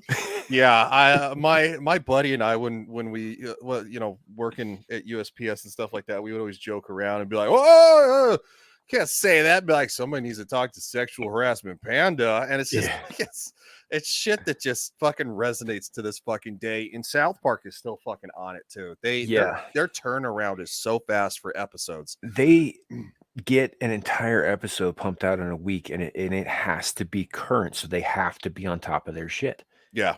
Because the second that something else happens, whatever they're working, from what I hear, they've scrapped entire episodes because something else took precedence, and they started from scratch, which puts a huge strain on their development team. Well, what's super funny too is that we'll just say you live close to that area. A lot of people don't realize that Casa Bonita is a real place. Casa Bonita, fun food and lots of games. Like, that's a real place in Denver. Yeah, I know. I've been there as a kid. Yeah, no, it's fucking awesome. And Matt Stone and Trey Parker own it. It's an actual historical landmark in Denver. They bought it. If I remember right, they bought it and prevented it from being closed forever because the original owners couldn't operate it anymore. Exactly. They saved the historical landmark, and it is still thriving to this day, and it is a fucking awesome place to go. Yeah, no, I've been there many times as a boy and a young teenager. The Cliff Divers were always my favorite. That and the endless bowls of tortilla chips. Those are fucking awesome. You get fucking endless food too. You're like, you fucking raise the flag, and you're like, yes, I would like some more fucking cheese enchiladas. They fucking bring that shit out, and you eat until you feel like you're gonna throw up. And then you go into Black Bart's cave, and they scare the shit out of you, and then you throw up. Yeah, and then of course you get fucking endless sopapillas too, and it's oh my god, their sopapillas were fantastic. Oh, incredible. Yeah, it's I love that place, and I'm so glad they saved it. Yeah, and it'll never close again. I mean, those guys have millions upon millions. So yeah. So I don't know. I think South Park has its place. And I fell off watching for a while when they started doing that integrity weed bullshit. I was like, I understand that this is the thing that's happening in this country right now, but I fucking hate it and I don't want to be reminded of it. So I stopped watching. But you remember when Man Bear Pig came out of Imagination Land and kicked the shit out of Satan? Mm-hmm. Yeah. fucking Satan is in an openly homosexual relationship with Adolf Hitler. Was it Hitler? Because I'm pretty sure it was Saddam Hussein. Oh, it was Saddam. Okay, that's right. It was Saddam. Yeah, it was because they put out Bigger, Longer, and Uncut right after Saddam Hussein. Or no, this was before he was dead. Yes. Yeah, this was before he was killed, and so they had him begging Satan in the dark, and it was just. Yeah. No, it was like, yes. You just want to pretend I'm someone else. Satan, your ass is gigantic and red. Who am I going to pretend you are, Liza Minnelli? I mean, that's a great joke. It's a great joke. It's a super gay joke, but it's a great joke. It's extremely gay. And that's why people to this day are still pissed off about fucking South Park. It's like, it's so offensive, and it. They recently caught crap again for making fun of Meghan Markle, and then she fucking flipped out. And then of course it made it even more fucking irrelevant because she's shooting her mouth off. Yeah, it goes that way. Ozzy, are you referring to the actual Lucifer or the one in that horrendous CW show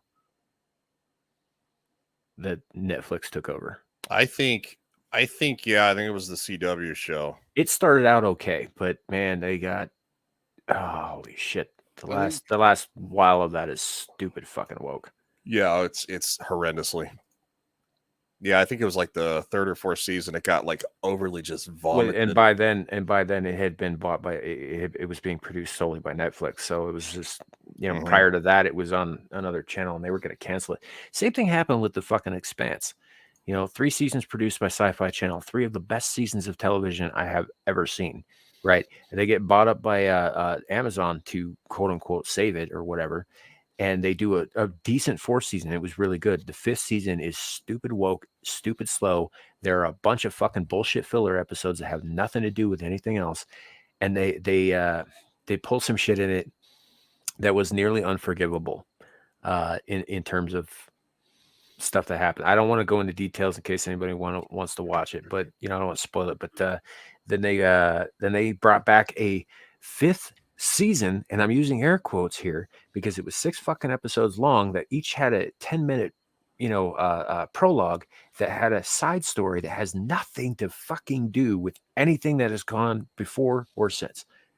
I hear it's from a short story in the books that was obscure or whatever. It was, and then it just kind of ends with no resolution, no figuring out what anything is. I mean, it's like J.J. Abrams quit, another show. Well, it's not coming from like one of his disciples, right? Because they're fucking everywhere. I think no. The problem is that the books that it's based on were written by a pair of guys who are super fucking woke. Oh, okay, and always have been. Now they do. I'm in the middle of the 3rd book still. Yes. So for those of you who followed this channel for a while, you know that I started reading this 3rd book like last fucking, I don't know, June, and I'm only about like 10 chapters into it because it's so fucking slow. The first 2 books are excellent. I will say that they're excellent reads, but this 3rd one, I'm having the damnedest time getting through. And there are another, like, I don't know, 5 books plus short stories kind of thing. So, and I'm only reading them because I watched the show. I like the show, and Nerdrotic recommended the books. Well, it sounds like par for the course, to be honest. Yeah. I mean, look at what fucking happened to Wheel of Time. Those are solid books, and of course they took that and shit on them. God, look at fucking Harry Potter. Like fucking Hogwarts Legacy has a fucking trans bartender in fucking like what 1700s England. Like really? Okay. I know it's not like super intuitive. I'm sorry, intact of the story or whatever, but still at the same time it's kind of like Kat tends to go on when she gets on a subject. She tends to go on and on about like a particular detail here or there. Yeah. But she's usually not wrong. And in the case of the Hogwarts Legacy thing, I think she zeroed right the fuck in on what the problems were with that game, particularly with the forced diversity 100 fucking and 30 years ago in Victorian England. Yeah, where you could be jailed for if they even thought you were a homosexual. Yeah, it's not something that I don't like. It just takes you out of the story because it's like going, okay, it's like that's not going to happen. And it's like, and if it did, this is not the response that you're going to get. Right. And of course, the response that you would get, people are going to be like, well, we can't show that. God, it's just I don't know. I'm really dreading what's coming up though too, because Amazon obviously is in charge of doing the Fallout games. Adapting a Fallout television show. That's going to be probably a piece of shit. It's probably going to be led by a female protagonist, which obviously there have been Fallout games where it's fine. You can pick your character. It's great. I don't know if if we've talked too much about this, but I'm a huge Stargate fan. Mm-hmm. I love Stargate. I would take Stargate over Star Wars and Star Trek fucking combined. And I know that's a bit of a hot take for science fiction fans out there, but fuck you guys. But that said, Amazon now owns the rights to everything in the MGM library, and the first thing they're going after is Stargate. The original movie was so good. Yeah, I loved everything they put out. I even loved Universe, and let's face it, there was a lot of hate for that show. The only things I didn't like was they put out some web series that kind of broke lore that I wasn't super a big fan of, and then there was this horrendous Saturday morning cartoon show way back in the late 90s, early 2000s, and it's up there with animated Star Trek. You remember the 70s animated series that was just fucking terrible? Yeah, it's about that bad. That aside, I liked everything else they did. I loved the characters, I loved the lore, I loved all of it. I fucking ate it up with a spoon. And now Amazon owns all the rights to it because they bought fucking MGM. Well, if you want a perfect place for Victoria Alonso to land, she's perfect for Amazon. She fits right in. So I would not be surprised that Disney kicked her ass out. I don't think that Warner Brothers is stupid enough to pick her up, but Amazon has enough money, and they're that fucking retarded. Yeah. So well, I also heard recently, and I this might just be a rumor. I don't quote me on it. That Disney is now doing the Firefly reboot, and they got Nathan Fillion on board. I don't think I buy that. I don't know that I do either. It's just it's possible. It's just something I heard. Especially because Nathan Fillion is on an extremely popular television show called The Rookie. I know because I watch it. I love that show. Right, but he's also been the one who's been campaigning the hardest to save Firefly since it was canceled. I mean, we had the movie, and I think that was a good bookmark. I just don't. I think so too, but again, all of that stuff is owned by Fox, which now Disney owns. And when was the last time that they didn't take something that somebody else had and fuck it up for a cash grab? Yeah. Well, look, Willow got canceled after one season. Everybody's like, "Well, it's not canceled. It's just we're I said the same thing about Watchmen. You guys are fucking retarded. We're just not proceeding with the second season of filming right now. It's up in the air. If we could definitely come back and shut up, dude. You're trying to fucking dodge your L. Take the fucking L. You had the people on the show drinking worm jizz, so that's great. And it looked all awesome and frothy and fucking just bleh, fucking gooping down their face. The hell is wrong with you? Fucking Christ. Look something like that. Worse.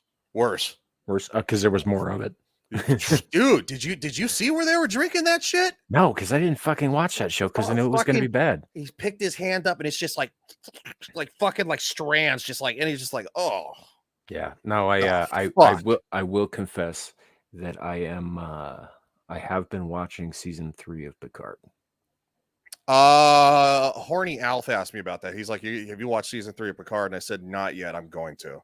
I have been watching it. And he's like, well, I was just going to say this real quick. He floated the idea that once I watch it of doing like a review stream of it. And it's like, well, if you've been watching it too, we could probably make something happen. Yeah. I'm not going to say that it makes up for any of the Kurtzman Trek that's come before, because nothing ever will. No, it's all piles of shit. But this is not just watchable for the most part, with a few little things here and there. It's actually enjoyable. Yeah, I have enjoyed it. Even 90% of it's member berries.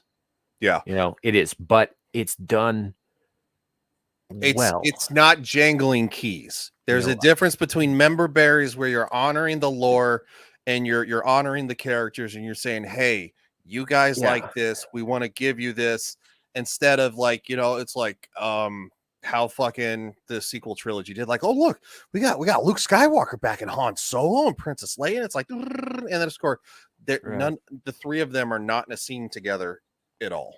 Yeah, I have been checking it out, and it is in a recent episode, without giving away too much of anything, there is a scene where they have almost the entire bridge crew of the USS Enterprise 1701D in the same fucking room again. That's really awesome. See, that's how you do it, and it's like it's not really that hard to do. I mean, is it? Like, no, it's not. And it's just, I mean, I hate to say it, especially since I know most of those people are pieces of shit in real life. Oh yeah, I got that feeling, when you see them on there and they play a little bit of that theme in the background, Well, and then, by the way, they have masterfully woven in previous themes from previous Star Treks in there. Mm-hmm. Yeah, I've heard that too. I mean, it is beautifully done. Whoever their sound editor is and their OST guy is, like, he's doing a fucking fantastic job. Well, it's because Kurtzman fucked off. He was like, he lost interest in it. He's like, well, they hate it anyway, so it's like, I'm gonna go do something else. And he's another one of those Jar Jar, fucking J.J. Abrams cocksuckers. Mhm. So, and they're all fucking cocksuckers. I don't care what your gender is. They're all cocksuckers who don't give a shit, and they just Well, we're 3 hours in, man. Just go ahead and throw the word out. Yeah, well, I mean, they're all fucking cocksuckers. Fuck them. Like they don't make anything to be good. They make shit because they want to fucking make their own personal statement. It's like, okay, well, that's not what you're here to do, dude. You're not. We want to write our own stories as we see them through our eyes. It's like, no, dude, write the fucking stories the way you're supposed to. Yeah, it's. Why's my phone not charging? That's weird. Well, Ozzy, as far as that goes, I think that's still a rumor. There was an Easter egg recently that I don't necessarily think is going to amount to much. I think it was, it's just kind of there. But if there is something going on with that, Kirk technically didn't die in Generation. I mean, he did die in Generations, but he was like taken into the Nexus ribbon, which is a whole other category of weird. So it's not out of the realm of possibilities. Plus, there's always the Genesis device, because it's not like them to throw away a piece of technology, even if you've never seen it used again. True. There's always something there. I mean, I don't know. I remember watching Star Trek: The Next Generation, like the early '90s with like my parents and shit. It's probably around like '94. And my parents were never like massive fans of Star Trek or anything like that, but like we would watch. I think it was on Sunday nights. We'd watch Star Trek: The Next Generation, I think. And it just you would have been real young then. Oh, super young, dude. I was in elementary school. And so, been rewatching The Next Generation. I think I'm on like season 5. So after it got good.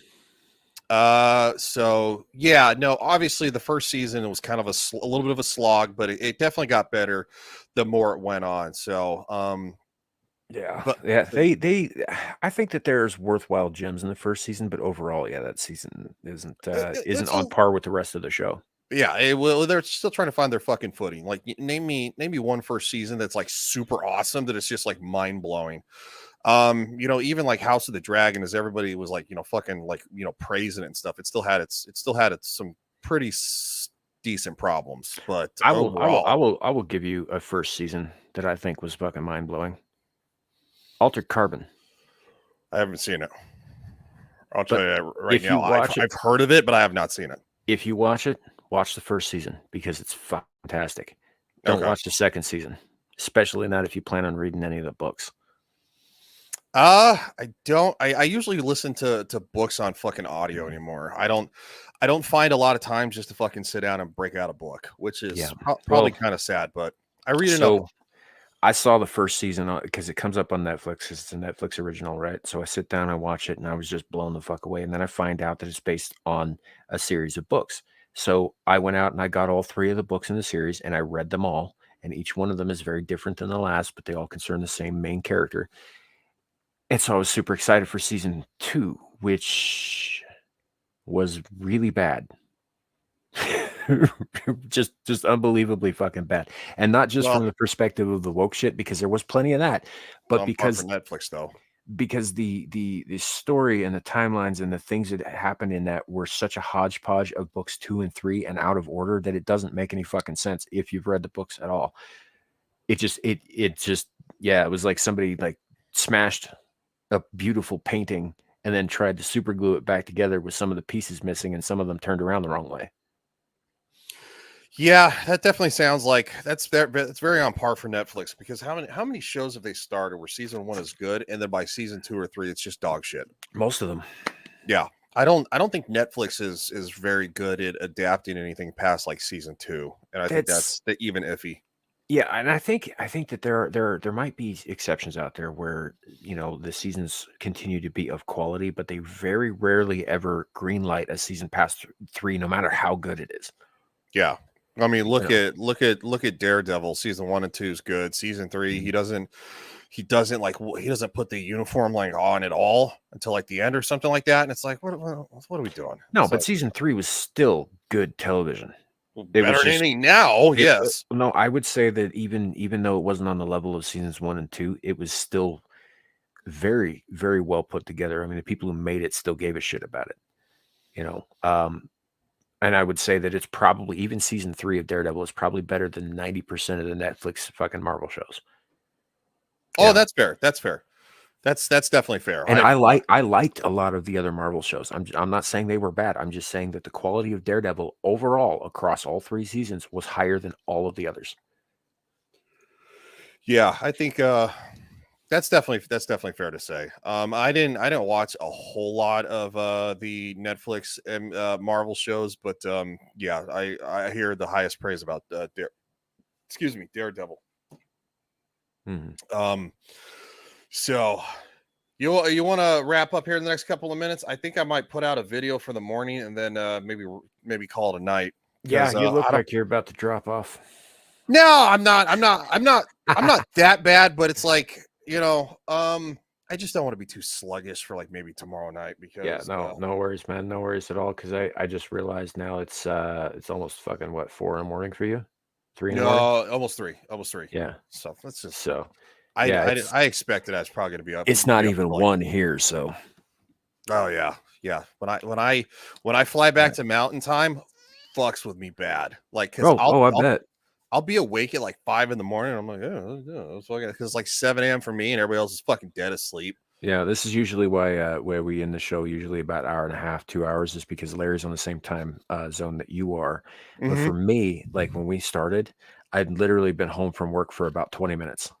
Yeah, no, I was kind of laughing because I was like, I noticed that you guys usually go like maybe the max of like an hour 40, hour 50 most. That's mostly for Larry. Yeah. Then of course Larry hung around till like 2 hours and 20 minutes. He's like, "Oh, I should probably go, guys." It's like, yeah, it's a little bit longer than usual. It doesn't bother me. It's not like I have to get up at 6 a.m. So it's not like the end of the world. But yeah. Right. So, but yeah, I will. We can probably end it here. No worries. I think, yeah, it's been good. It's been fun. Thank you for joining us tonight. You got stuff you want to plug real quick? Just join us tomorrow night on my channel, Legion Talk. Friday Night's Royal Rumble. You most likely see this guy, hanging out, and Nomi's there. Larry won't be there because obviously he's got lots going on, but Larry stops by from time to time. Cat the Hijabi Gamer.